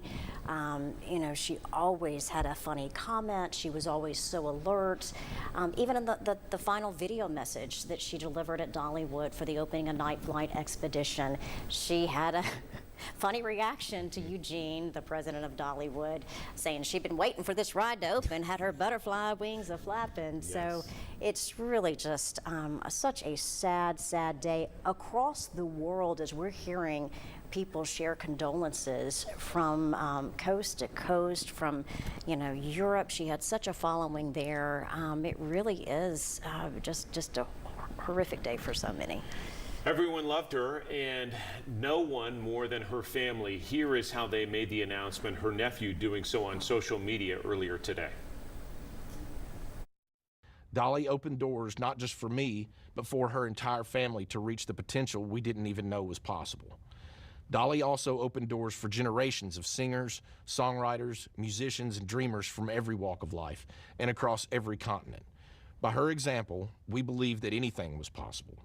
She never saw a door she couldn't open, and the doors she opened made and changed history. My family and I have shared a lifetime of beautiful memories with Dolly, but so have you. She has always been on your television, your record player, your CD, and on your phone playlist, becoming an extended part of your family, whether you liked it or not. Our family and the team she has entrusted with her legacy will work diligently to ensure her spirit will live with us forever.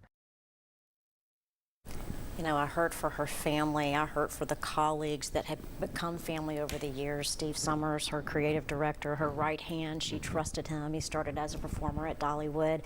Ted Miller, who was general manager of Silver Dollar City when Dolly made the announcement that she was going to open a theme park, and he helped pave the way for that with the Hershen family, that they would be partners and build what we know today as Dollywood. You interviewed her at least a dozen times, and one of my favorite lines that you wrote about her in your Homegrown story was smart, savvy, and selfless. I think that really captures who she is and was. Absolutely. I mean, it's just so true. And you run out of adjectives when you're describing Dolly, but selfless to a T. She was generous. When there was a need, she didn't get on her platform and talk about it. She responded. She went into action. She called all of her friends in the music business. We saw that with the telethon after the wildfires during COVID. What did she do? She funded a vaccine. Research for a vaccine. She wanted to help people. That was her main mission in life, and boy, she did that. We're going to check in once again with Katie and Todd, who are live in Sevierville at the Dolly statue so many people know well, and we've seen the tributes grow and grow there throughout the afternoon. Katie, you were on the air at 2 o'clock today announcing this news right after the family posted on social media. It's been a difficult day for a lot of people, but you've also heard some just extraordinary thoughts about her connection with people. Yeah, John, if you knew Dolly personally, or if you knew her just from seeing her on TV or social media, or you received a book in the mail from the Imagination Library, everyone felt like they knew Dolly. They felt an impression from her, because that's the kind of person that she was. Her statue here that has flowers and balloons and poster boards, that is evidence of that. Ever since Todd and I got here around 3:30, we have seen this display grow. This space is usually empty, and now it is filled with a rainbow of flowers in support. Todd, we have met quite a few people who have come out here to pay their respects. Just the heartfelt condolences, the reflections, so many people, young and old alike. Just looking around right now, we're all in the same boat. We're feeling a lot of the emotions I'm sure you at home are feeling. We're looking around, and you can just see on people's faces, what you just said, the reflections of what Dolly meant to them, the impact, the love, the legacy that she impacted so many people. And I love what Mayor Waters said earlier. It wasn't about how much wealth she'd accumulate and all these things. She truly was passionate and loved giving to people, making a difference in people's lives. Homegrown right here, Sevierville, Sevier County, and she lived a life of love. That's the one word that comes out when thinking Dolly Parton, love. That song, I Will Always Love You, and it's just so impactful, and I think that's one of the stories of Dolly Parton's life, Katie. Yeah, and we just spoke with a mother and her two daughters about why they wanted to come out and bring this beautiful butterfly balloon, some flowers, and just pay their respects. And she said that as a mother of 2 young girls, that Dolly represented strength, but Yes. she also represented support. They live in Sevier County, they live in Seymour, and when they heard the news, the first thing they thought, well, let's go out and pay our respects to this woman who has done so much for so many people. The flags are flying at half-staff today, Right. all across the nation, not just here in Sevier County. President Donald Trump ordered that today, and I don't think it's really sunk in with a lot of people either. As we're standing here, it does not seem real, I know. because the last time we heard from Dolly was in a video whenever Night Flight Expedition opened Right. just 11 days ago, and I know everyone had expected her to be there. Her health prevented her from doing that, but the last time that we really saw her in person at a public event was at the opening of that Tennessean travel stop, which was out there near Nashville. So Right. there were so many things that she was a part of, that she touched in her life. And of course, this last year or so, it had not been as many times in the public eye, but her Right. impact was still felt. She still made her presence known. She still gave back. And even Yes. in her death, her legacy will continue to live on. We've talked Oh, so much about the absolutely. Imagination Library, but also it's the Dolly Parton Foundation. It is the My People Fund. Right. It is just in the tiny sprinkles and sparkles that you see. I mean, just here in Sevier County alone, you can't walk 2 steps without seeing something Dolly. Absolutely. Yeah. When you love much, you hurt much. It's hard, right? But that's the impact. That's the legacy of what she leaves behind. A local gal who dreamed big, right here in Sevierville, Sevier County. And wow, look at all that she's been able to accomplish and the impact she's had on so many people, not just Sevierville, Sevier County, East Tennessee, but the U.S. and all across the world. This is not just one day. It's going to be a long time that people are going to continue to remember the legacy and the impacts of Dolly Parton. Dolly said, figure out who you are and do it on purpose. No doubt she did that throughout her whole life. And she also said, try to be a diamond in a rhinestone world.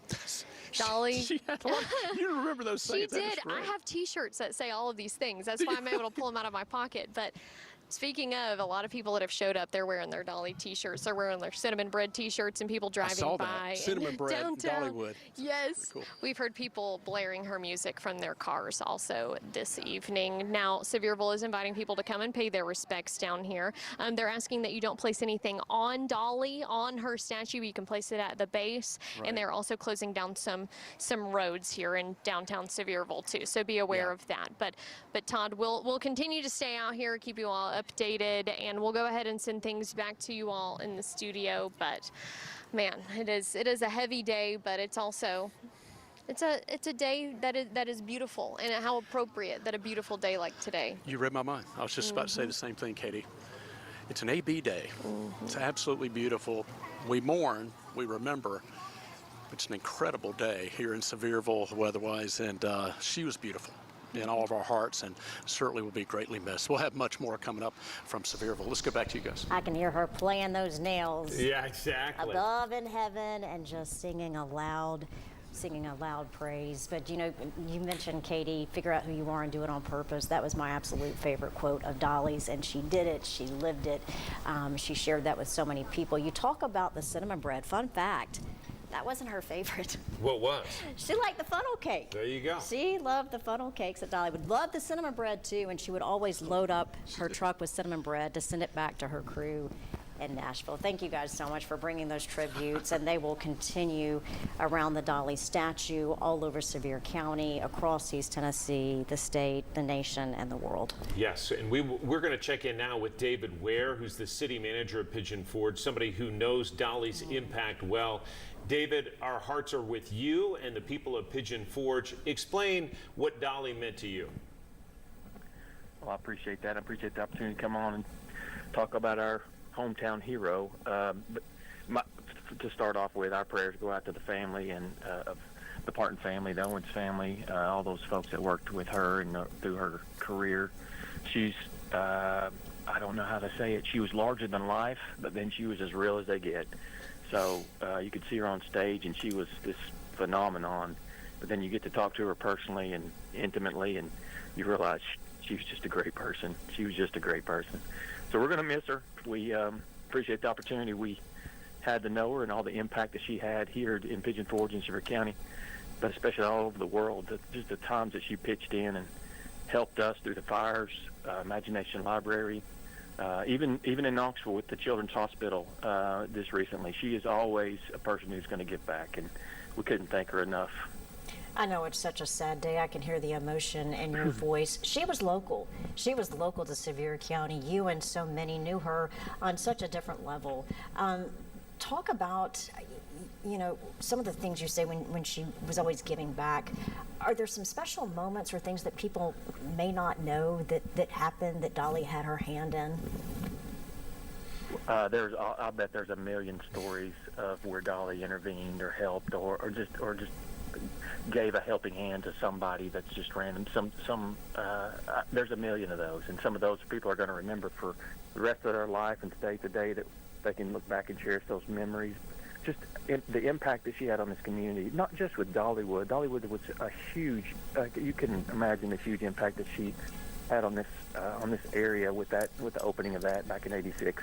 And Pigeon Forge and Dollywood kind of grew up together a little bit. A lot of growth happened with that, with her choosing to open that venture. But beyond that, beyond the business and the business savvy and her wit, her business acumen, she was just such a good person. And I know everybody sees that, and I know that's why everybody mourns, especially today.